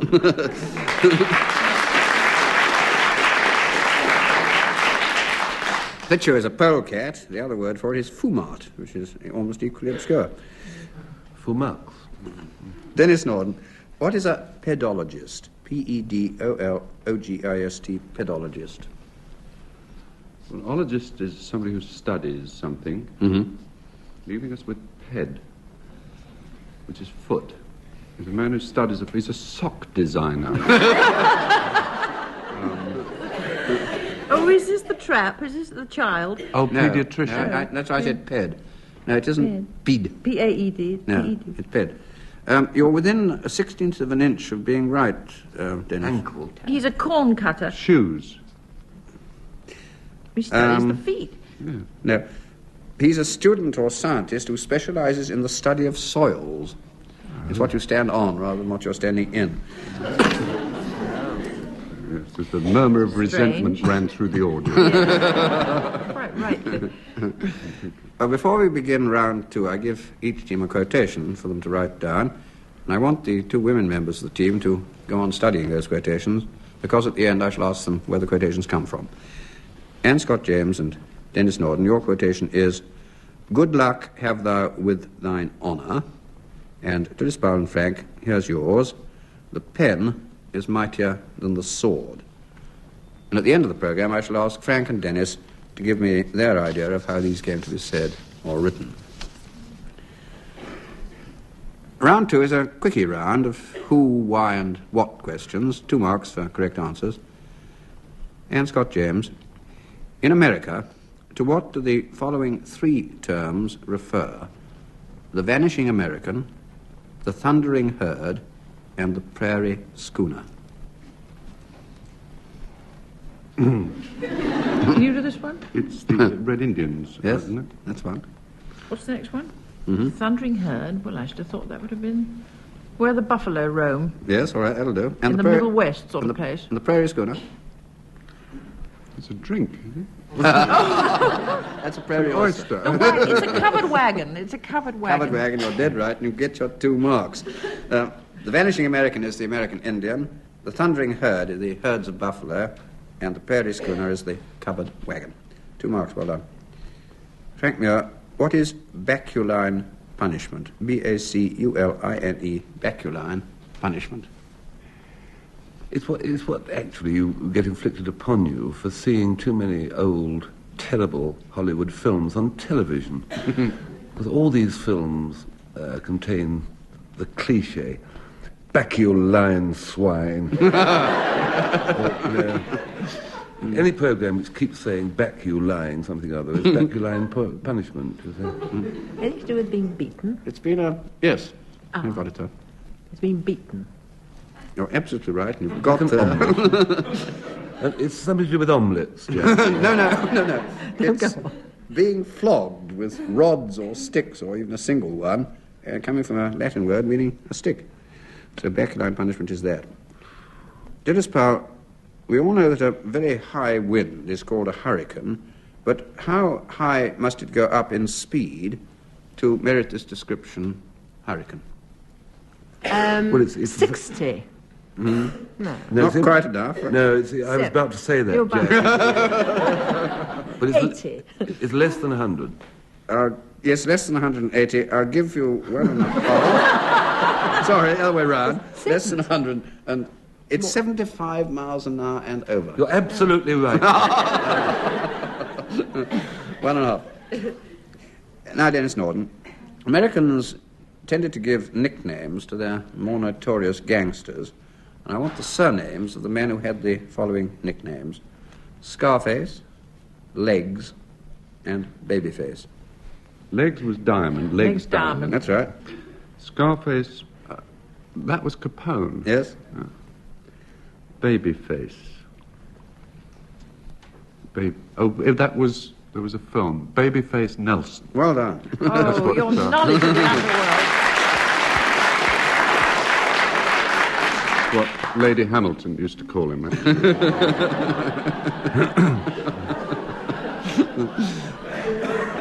Well, 2 marks to Denis.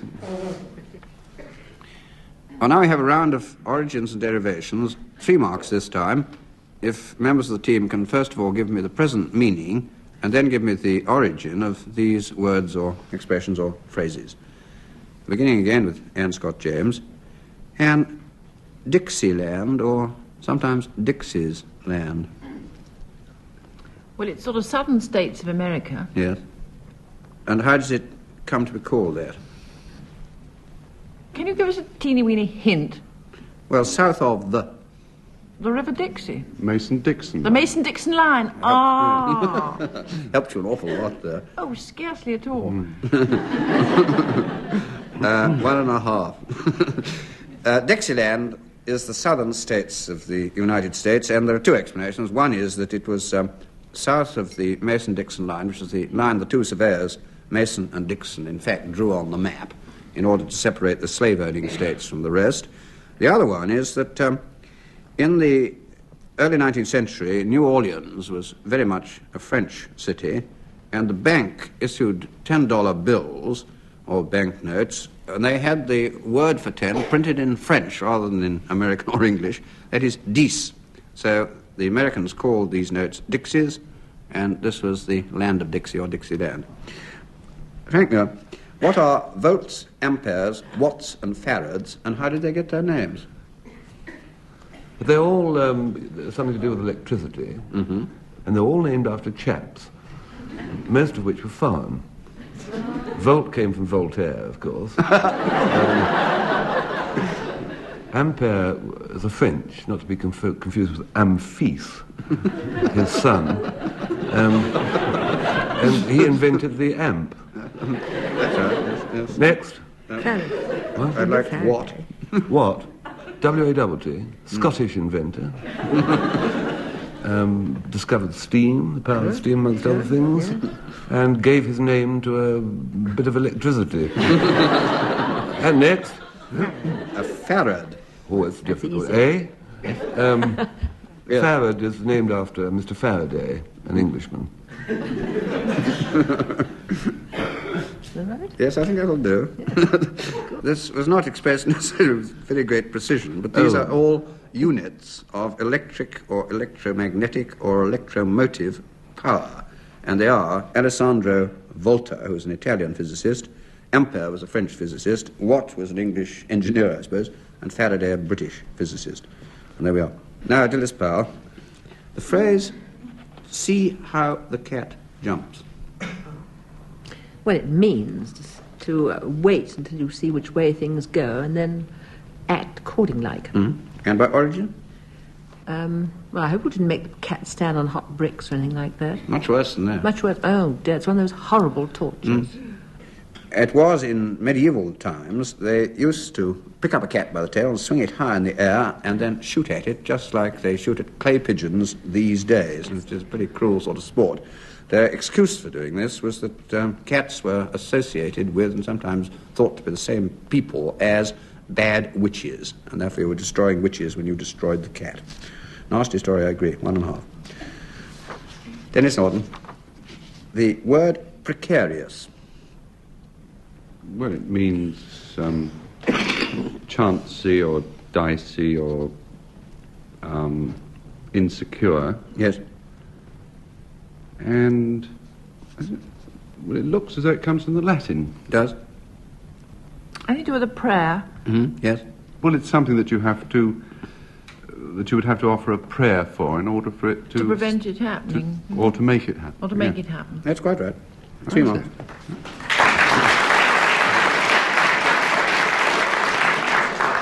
Next round's about slang. And these are slang expressions, some new and some a good deal older. I want, for 2 marks, members of the team to make, at any rate, an intelligent or irreverent guess at the meaning of these expressions. Intelligent, Jack, not irreverent. No. Well, wait and see what you get. Anne Scott James, prattling box, or prattling box. Something to do with a sermon. Yes. Oh, I should think it's the pulpit. Yes, you're absolutely right. Well done. 2 marks it is. A prattling box is a pulpit.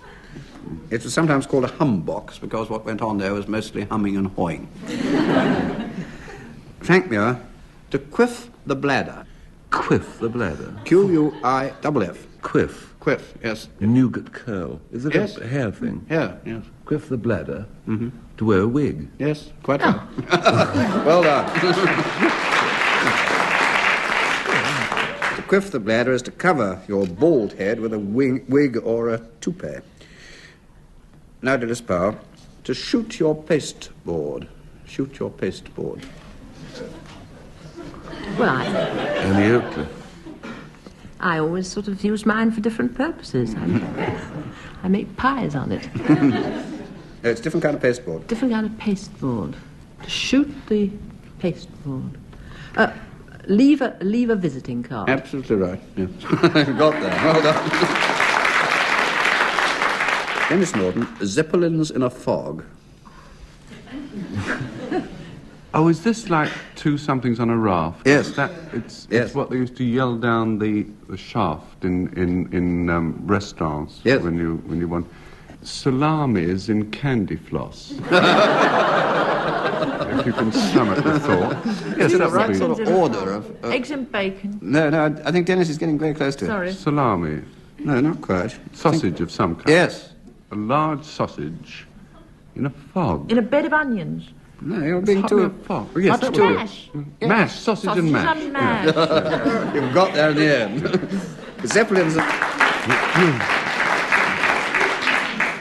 Zeppelins in a fog was sausage and mash. It was naval slang of the First World War. On the army side, it was called Zeppelins in a cloud. Shows the difference between sailors and soldiers. And now we come to the last round, and we go back to those 2 quotations I gave the teams earlier on. For 2 marks, Anne Scott James, can you give me the origin of your quotation? Good luck have thou with thine honour. Well, I think it's the Bible. And That's about it. it's Psalms, and it's the 45th Psalm, verse 4, part of it. Now, Dilys Powell, the origin of your quotation, which was, the pen is mightier than the sword. Well, when I was a young thing at Oxford, the principal of the college was called Penrose. And she was a very formidable lady, and we used to say the pen is mightier than the sword. That's jolly clever of you, but do you know where I it think came it's a from? proverb. No, it isn't. It ought to be, and Ought to in be a fact it proverb. isn't. Shakespeare. It's Edward George Buller Lytton, Lord Lytton, in a play about Richelieu. Beneath the rule of men entirely great, the pen is mightier than the sword. No more. Well, now I'm going to ask Denis and Frank to give me their explanation of how these quotations came into being, and on this occasion the marks will go to whichever incredible explanation receives the longer applause from the audience here in the theatre. So back to Denis Norden and his quotation, good luck have thou with thine honour. It seems that you can't pick up a newspaper these days, or I can't, without reading something that confounds all the ideas you grew up with. And the one that has most rocked me recently was that story about the latest and greatest and newest illicit kick that the teenagers, thrill-hungry, obtain. They get it by smoking, you'll never believe it, a banana. Apparently, they have proved that there is this sort of chemical substance in bananas which is able to give you sort of a pepping up, to stimulate your nervous system. It's terribly upsetting, but apparently they've proved it scientifically, and so that bananas come to be like whiskey You know what I mean? Not that one... I cannot really imagine anybody ever sort of dashing into a greengrocer's shop and saying, you know, quick, I've just seen a terrible accident. Give me a large banana. But the teenagers, by smoking them, do obtain this kind of plateau of sensation and consciousness expanding. And apparently it's possible, but I do pray any listeners, before you dash over to the sideboard, just pause a minute and consider my experience. Now, this was sheer chance it could happen to your child. I was going along Berwick Street Market, and there was a pusher. A banana pusher. Nothing furtive about him, standing a stall of them he had. He wasn't muttering, you know, shouting. Bananas, right, bananas. And policemen standing around doing nothing. I mean, you may well talk of the shame of our cities. Well, if you imagine me, you see me, young, naive, eager for sensation and thrill. I bought 6. And I went and holed up in this squalid dwelling house off Throgmorton Street, and with trembling fingers, I lit one. I'll tell you something, it's trickier than it looks. If you think it's difficult trying to keep a pipe alight, you want to try smoking a banana. I must have used 80 matches. I even tried boring a hole through it, you know, in order to draw better. You know. But it's difficult with a banana, you know, because of the shape. It's like a bent zeppelin in a fog. And I couldn't get any, you know, these puffs. I was nearly doing myself an injury with it, you know. And finally, I rang up this colour supplement where I read all about it, and I asked for the trends department, and they put me through, and I said, I'm terribly sorry, I wonder if you can help me, but my banana keeps going out. And she was a terribly nice girl at the other end. She said, I beg your pardon. I said, I don't want to be a nuisance. You know, if you could help me, my banana keeps going out. And she said, well, perhaps it gets tired of just sticking it in the bowl all the time. Well, we finally, as it was, sort of established communication. And she explained to me that what you actually have to do is make them into cigarettes. Now, that's a messy job, too. You know, it took 3 more telephone calls before I finally established that you don't use that inner fruity part at all. You just take the skin and you roast it and dry it. Have you ever tried roasting and drying a banana skin over a cigarette lighter? It takes hours. I just got fed up with it in the end, and I threw it out the window. 3 months jail I face. I mean, I was not to know that the Lord Mayor's show was passing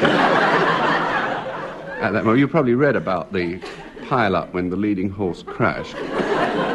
So if anybody is endeavouring to get on this kick, I do ask you to try and give it up. But if you can't, well, all I can wish you is, in the words of the old quotation, good luck have thou with thine, Nana.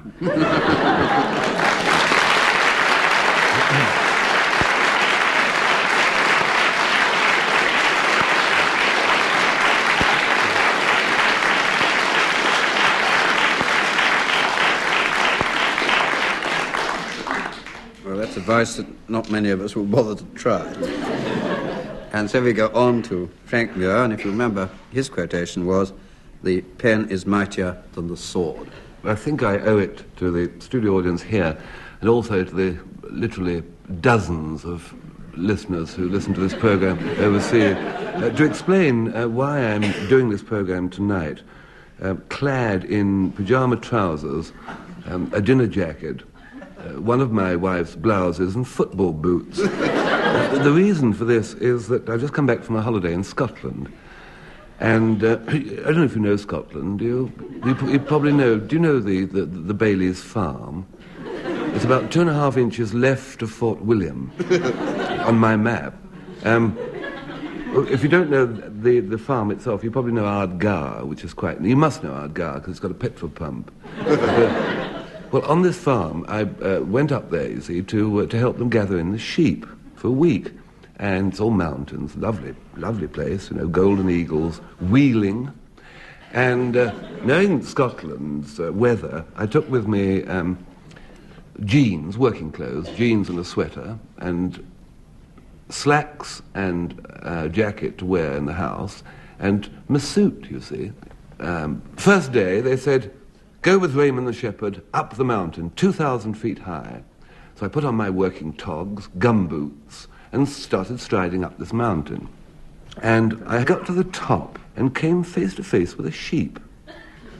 Now, it seemed as though there was just me and the sheep on top of this mountain, and it looked round a rock. I thought, now I've got to drive that down the mountain. And this foolish thing of talking to a sheep, it's like when you first sort of dictate to a dictating machine. I'm sort of self-conscious about it. So I said, how, way, hello, ha. And the sheep looked at me, and I said, go, way, hup, hey, ho. And the sheep continued looking at me, so I threw my gumboot at it. It retired from view, and then its head came round. Rather large sheep they are, with curly horn things. So I threw my other gumboot, and joy of joys, it sped down the mountain in the direction it was supposed to go. So I reckoned I'd done my job, and I descended the mountain. Difficulty is that you shouldn't descend a mountain in stocking feet, because you slip. And when you slip, you slide down on your behind, and your working jeans rip. So there was my first suit of clothes ruined. So the second day I changed into my ordinary house clothes and went out onto the beautiful lush pasture, the greensward where all the hogs were fattening up. And I was instructed to bring the hogs in. Now, hogs are much younger than the ewes. I wasn't nearly as frightened of them. So I marched forward and picked the hog up. I thought, if I have to pick each one up... Now, this was a mistake. I picked the hog up and found the hog was much heavier than I'd thought. I tried to walk and found I couldn't. Realised I seemed to be getting shorter. It's a very peculiar feeling. And this beautiful, lush grass is actually lush, I realised, because of all the water that falls on it. And I was slowly sinking with the weight of this hog. Well, it got to my moustache, and luckily they came and rescued me and blocked some tackles and drew me out. That was my second suit of clothes ruined, and all I had was my good suit, so I couldn't help them with the sheep rearing thereafter. And just as we were leaving, just my shoe suit I had on to come home in the train, my wife wanted to take a picture of me up against the sheep dipping pen. So I lay along the top of the pen in my suit, rather graceful, rather Grecian pose. And my wife said, I can't get you all in, will you move back a bit? It's like falling into a vat of liquid chocolate. The ground inside a pen is churned up with all these frightened little animals waiting to go through the dip, and I was covered in mud. So there it is, I had no clothes at all, and that's why I'm wearing what I'm wearing tonight. So if any of you lot are going up to Scotland, I just warn you, don't walk where this beautiful green grass is, because it's very wet. And whatever you do, don't go near any of those pig pens, because in Scotland it's absolutely true. The pen is muddier than the sward.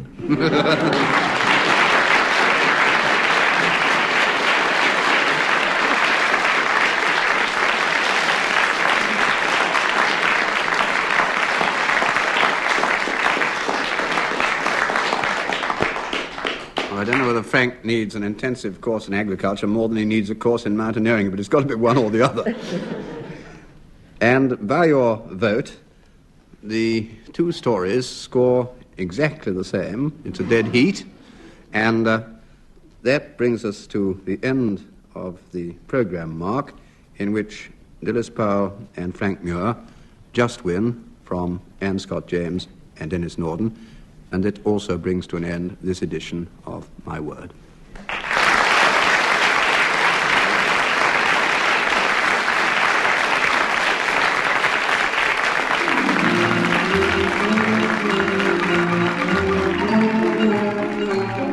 In My Word, you heard Dilys Powell, Anne Scott James, Frank Muir and Denis Norden, introduced by Jack Longland.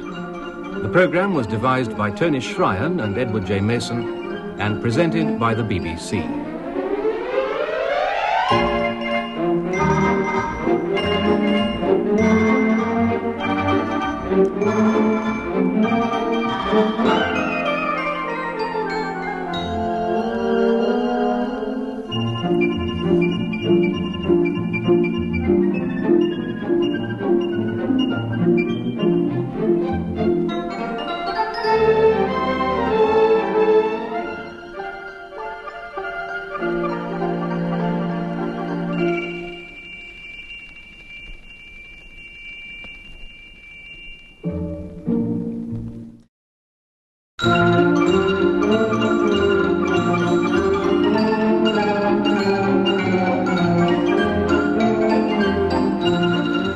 The BBC presents My Word.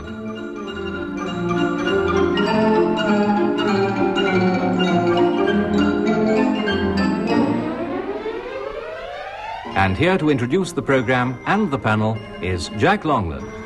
My Word is a word game played by people whose business is words, and those taking part are Dilys Powell, Anne Scott James, Frank Muir, and Denis Norden.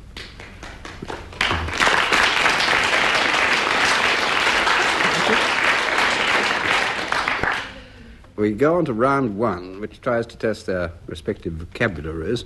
2 marks if they get the meaning of these words right. We begin with Dilys Powell. Dilys, what is a corby? C-O-R-B-I-E, corby. Well, it's a thing which is very rarely referred to in the singular. There are usually trois of them. Yes. It's a crow. Yes, and you've given away There where are it trois comes corbies. Yes, from. From? From, where would you find them if they were In called? Scotland. Yes, all right. It's a crow, a carrion crow. It can be a raven as well, and it's a Scottish word coming from an old French word. Now, Denis Norden, what is a teleosaurus? T-E-L-E-O-S-A-U-R-U-S, teleosaurus. Well, osaurus generally gives a clue to prehistoric something. I think teleosaurus is a film that is so old and it appears on the telly.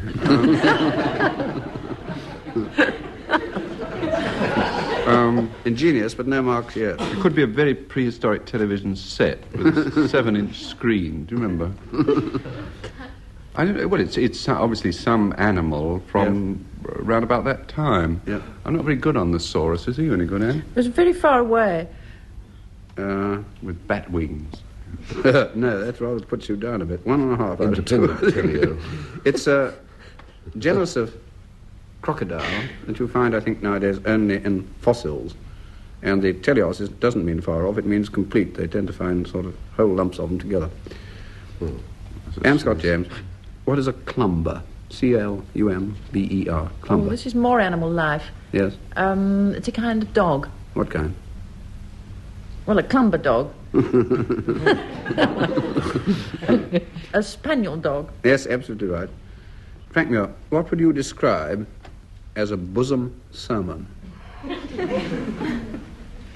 Bosom sermon? Well, it's a sermon. It's a type of sermon, Jack. Yes. It's one of those that's preached by a young vicar who keeps abreast of the time.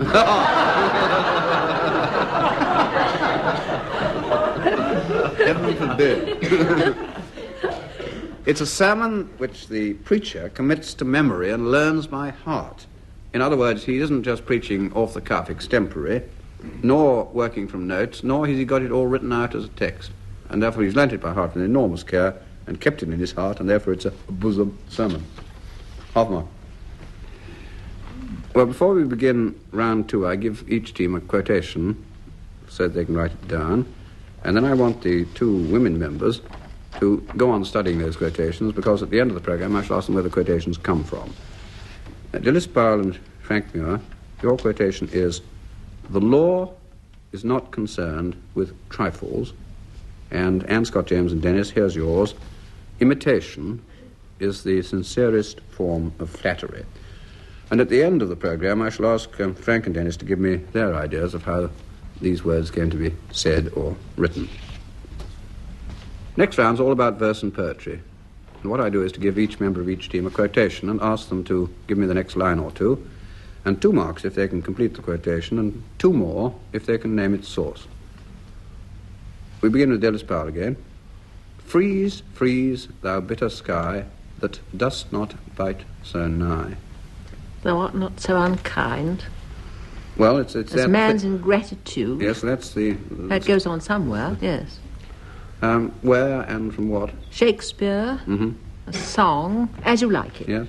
This is Blow, blow, thou winter wine, from As You Like It, Shakespeare. Freeze, freeze, thou bitter sky, that dost not bite so nigh, as benefits forgot. Though thou the waters warp, thy sting is not so sharp, as friend remembered not. As a man's ingratitude. Well, now on to Denis Norden.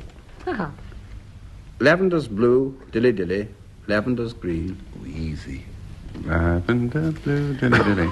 Lavender green. If When I am king, dilly diddle, dilly, diddle, you shall be my queen. That's it. If you will sort of have a shot at the author, I will give you 4 marks.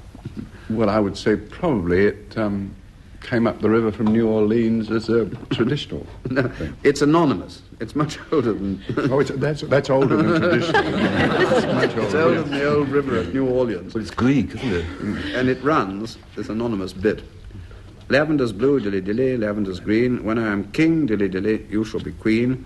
Who told you that, dilly dilly? Who told you so? 'Twas my own heart, dilly dilly, that told me so. And Scott James. Loveliest of trees, the cherry now. Well, come on, you're going to give me some more. No, I'm not going to give you any more at all. This is very easy. It's Cherry ripe? No. Houseman. It's, Yes. you know, Loveliest my of trees, the 7 cherry now. 70 years and 10, but 20 will not come again. Yes. It's that bit. Try and do this particular quatrain, because What I is think Denis and you, between you, can do it. Loveliest of trees, the cherry now. And we will bits of it. dance dilly-dilly under the bough by Houseman. I think you're not trying, Anne. I shall give you 8. I 2.5. don't know it, Jack, that's why. It's a houseman, a Shropshire lad. Loveliest of trees, the cherry now, is hung with bloom along the bough, and stands about the woodland ride, wearing white for Eastertide. A houseman is a bit disrespectful. I'd say the houseman. All right, a houseman to you. Sorry. Now, Frank Muir. Hear the sledges with their bells, silver bells. It's a song about bells. Yes. Poem about bells. Is it the poem about Yeah. bells? Yeah. The tintinnabulation which so musically swells. Yes, that's it. From the bells come a bells, come a bells, come a bells, come a bells. It's Poe Bells. The Bells by Edgar Allan Poe. Yes, that's absolutely right. But Chambers Dictionary. completing this quotation, would that be beyond you, Frank? You win. Well, I think you did very well, because you quoted another bit, so I'll give you 2.5, which is fairly generous again. Edgar Allan Poe, The Bells. Hear the sledges with their bells, silver bells. What a world of merriment their melody foretells. How they tinkle, tinkle, tinkle in the icy air of night, while the stars that oversprinkle all the heavens seem to twinkle with a crystalline delight. The next round is origins and derivations, and 3 possible marks if members of the teams can define the present meaning first, and then give me the origin or derivation of these words or expressions or phrases. Beginning with Dilys. The skeleton at the feast. Skeleton at the feast means that you're having a jolly good time, but there's something or some person there which reminds you of mortality and disagreeable things to come. Yes? And it comes from... It's one of these very unlikely Eastern yarns. Does it? Rather like the sword of Damocles, isn't it? Yes. You know, Really? they're supposed to drop. Oh, But they Frank. used to prop a skeleton there Really? Oh, at the Frank. feast. What a disagreeable A evening. bizarre enough explanation. Very I disagreeable agree. evening. But they used to prop a skeleton Did they? there to Did remind everybody, make wassail, if you will. But, it's all But a man's question, it's only a man's question of time. ingratitude, It's yes. only a question of time. You're absolutely right. Do you remember the country of origin? Persia. Give or take a Yes. 1,000 miles. It is, in fact, from Egypt. I'll give you all three, because I think you did jolly well. It's been terrible, boy, if you were going on a picnic, you know. Remember the sandwich, remember the bucket. Who's got the skeleton? Rover, come away. Rover! Put it down.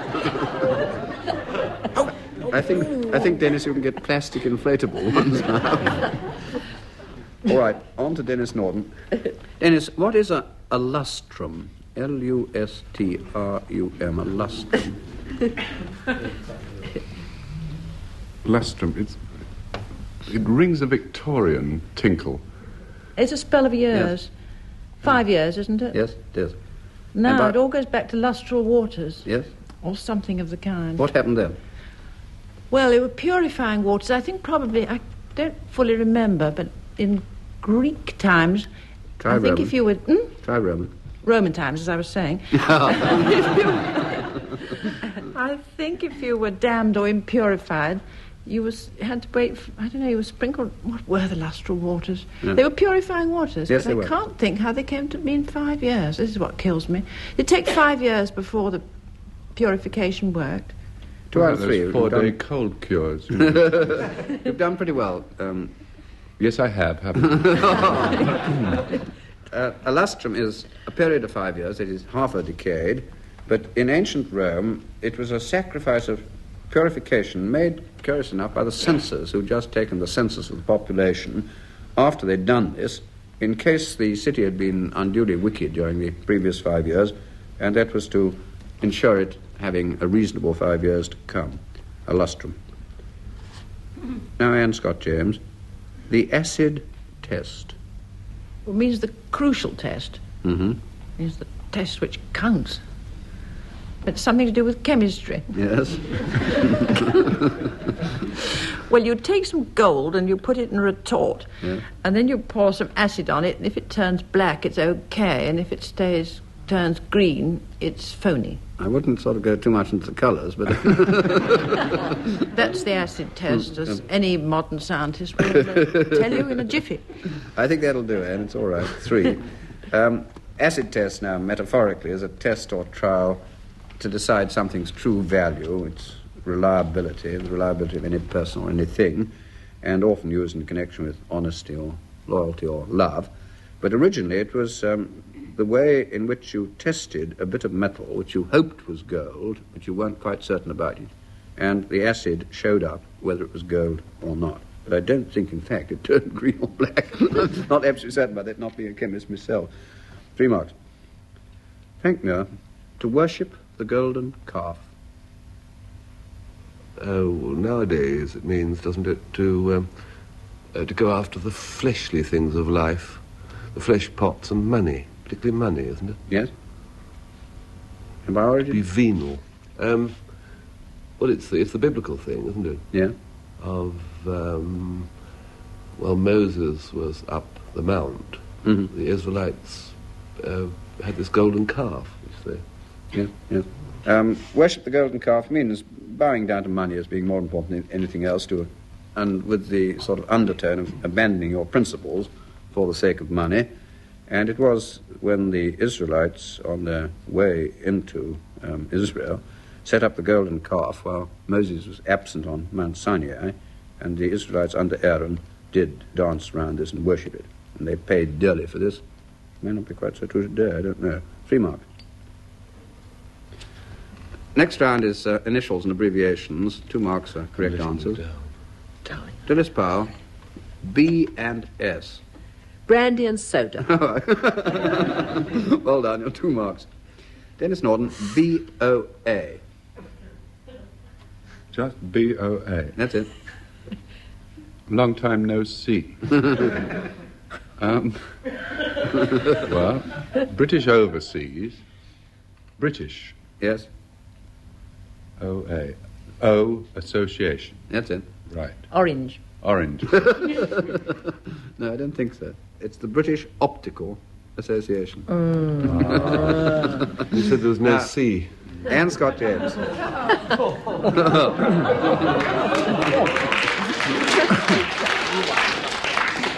Anne Scott James, this is, I think, a trifle easier. LTC. Lawn Yes? Tennis Club. Yes, absolutely right. 2 marks for Lawn Tennis Club, LTC. Frank Muir, and these are lowercase small letters, normally. F-O-B. Free on boat. And what's that mean? Yes?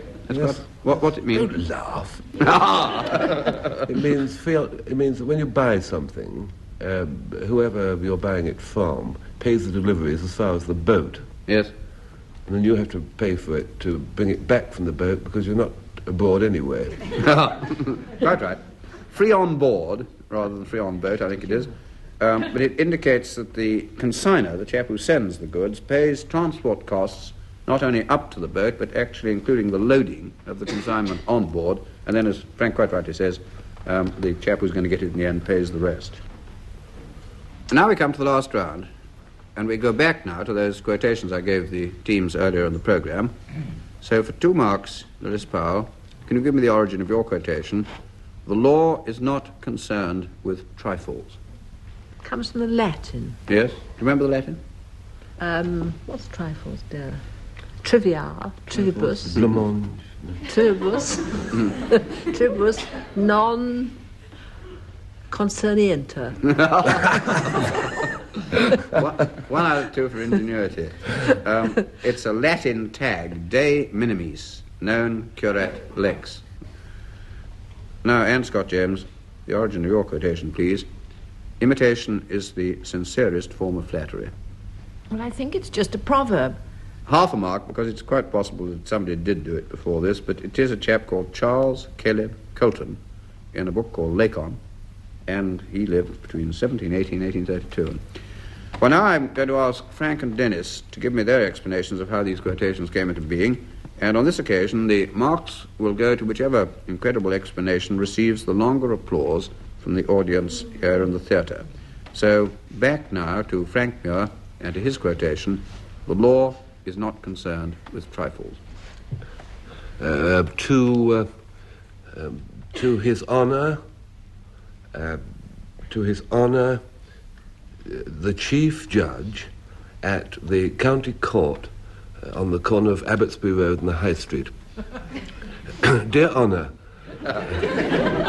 no doubt you may have wondered why I wasn't at your court on Wednesday at 10:30 inst to the answer the charges which have been levelled at me, to wit viz. As under, that I did hurl through malice a large quantity of hot food over Lord Ickenham, Lady Ickenham, the Hon Ickenham, and their 3 guests, whilst I was on duty as a waiter up the post office tower overlooking Soho in this parish. I feel it is due to you, Worship, to know that I have a criminal record, in that I did do porridge. The cause of this fact, to wit, that I had done time, was that I had difficulty in obtaining employment after that for quite a while, your lord. And then one day I saw this advertisement that a waiter was required at this new post office tower, 592 feet high, my lord, which has this restaurant at the top. So I applied and was taken on for the job of waiter. Now, what they didn't tell me, my lord, was that the restaurant revolves. This is the most important part of this case, my lord. I don't know whether my lord has been to this restaurant, but it isn't a sort of open, circular affair. The centre core is where the kitchens are, and the ladies and the gents and the wine place. And there's a sort of perimeter, my lord, about 12 feet wide, where the tables and the guests are. And it's this perimeter which revolves very slowly. My lord, they should have told me it revolved, because I came out of my little door from the kitchens, and there was a table in front of me where Lord Ickenham and Lady Ickenham and the Hon Ickenham and their 3 guests were sitting, and they ordered soup. And I said, very good, and I made a note on my pad, with carbons in place, my lord, and I moved briskly into the ladies' toilet. Because while I'd been taking the order, the outer thing had moved on about 3 feet. And where my little door was now the ladies' toilet. I covered it up quite well by saying to the rather startled ladies, I'm sorry, gentlemen, and I moved out again and found my little hole where the kitchen was. I was a little bemused by this. And I filled a tray with 6 bowls of soup, and I went out, and the party had obviously left. Because there in front of me now was a party of young people, a mother and father and 4 children. So they said they didn't want soup, and they wanted spaghetti and some broth, and they wanted some avocado and some shrimps in sauce. So I went back into the wine bin this time, clawed my way out of there, found the kitchens again, put all this food on a tray, went out of the little hole, and the most extraordinary thing, my lord, because this party had turned into my original party. And there in front of me was Lord Ickenham, Lady Ickenham, the Hon Ickenham, and their 3 guests. But I was so pleased to see them, my lord, that with holding the loaded tray above my head, I rushed forward. Now, it may have been a mistake to rush forward, or it may be that my foot caught in the little join of the bit which circulates. But anyway, I tripped, and the tray full of food went over Lord Ickenham, Lady Ickenham, the Hon Ickenham, and the 3 guests. I just fled from the scene, of course, through my little door. It actually wasn't the little door. The restaurant had moved on again. And it was actually the service lift, or the service lift shaft, because the service lift was at the bottom at the time. And from this hospital bed, in which I'm right, it's all right, my lord, the surgeon said I was very lucky, I fell on my head. But I shall be up and about again very soon, and I will certainly come and see your lordship at your court when I feel myself again. But I would like to point out that, to your lordship, that I don't think Lord Ickenham has any case at all to answer. I'm sure I've no need to remind your lordship of the rules which govern the courts of England and have done from time immemorial. But I would remind your lordship of the great maxim which rules all the proceedings of the courts. The law is not concerned with trifles. Well,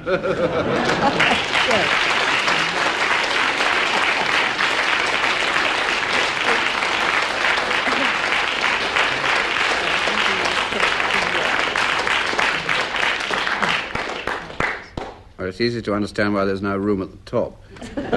We go on to Denis Norden, and if we remember, his quotation was, imitation is the sincerest form of flattery. A few weeks ago, this young girl, who's our switchboard operator at the office, came up to me with a very strange question. She said, do you know where I can buy a straitjacket? I treat the staff pretty well, on the whole, so it was rather a strange question. I said, well, a straitjacket? She said, yes, a sleeveless one.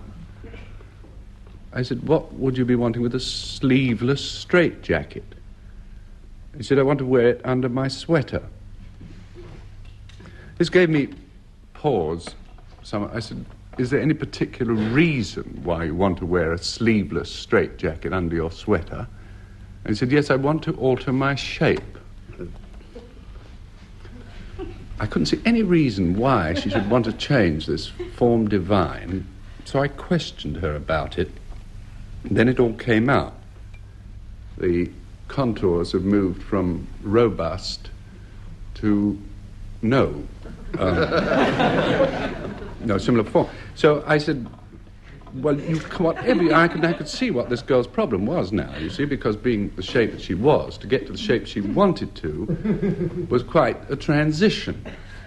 And so I lectured her severely. I mean, she's only 18, and I'm old enough to be her older brother, really. And I said, it's ridiculous. You're putting yourself inside a straitjacket, but you'll stop your circulation, you know, things, other father-like things. And she says, I want to be with it, which is another strange aspect of teenage thinking.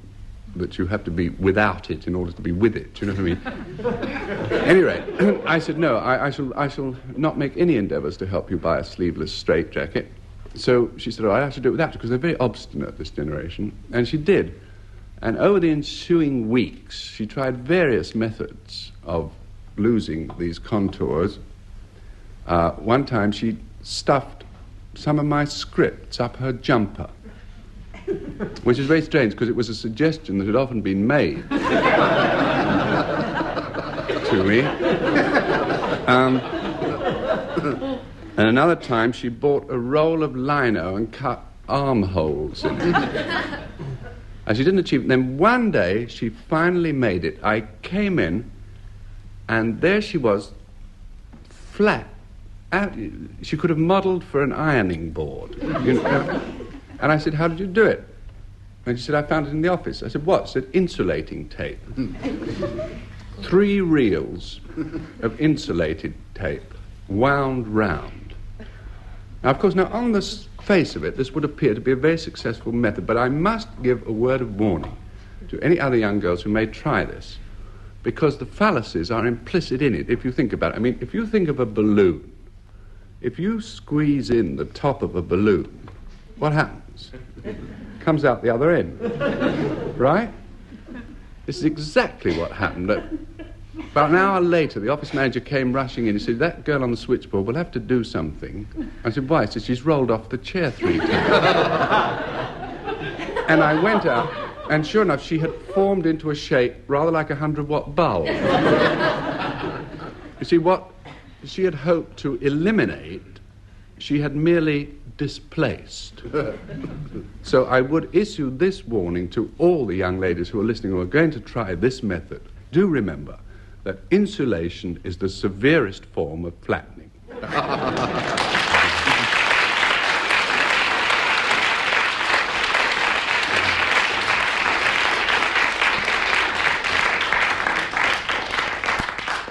Well, I thought I knew what a roll-on meant, but I'm glad to learn about roll-offs now. And by your vote, Frank Muir wins the contest of the 2 stories, but nevertheless, Anne Scott James and Denis win the entire contest this evening, and that brings to an end this evening's My Word.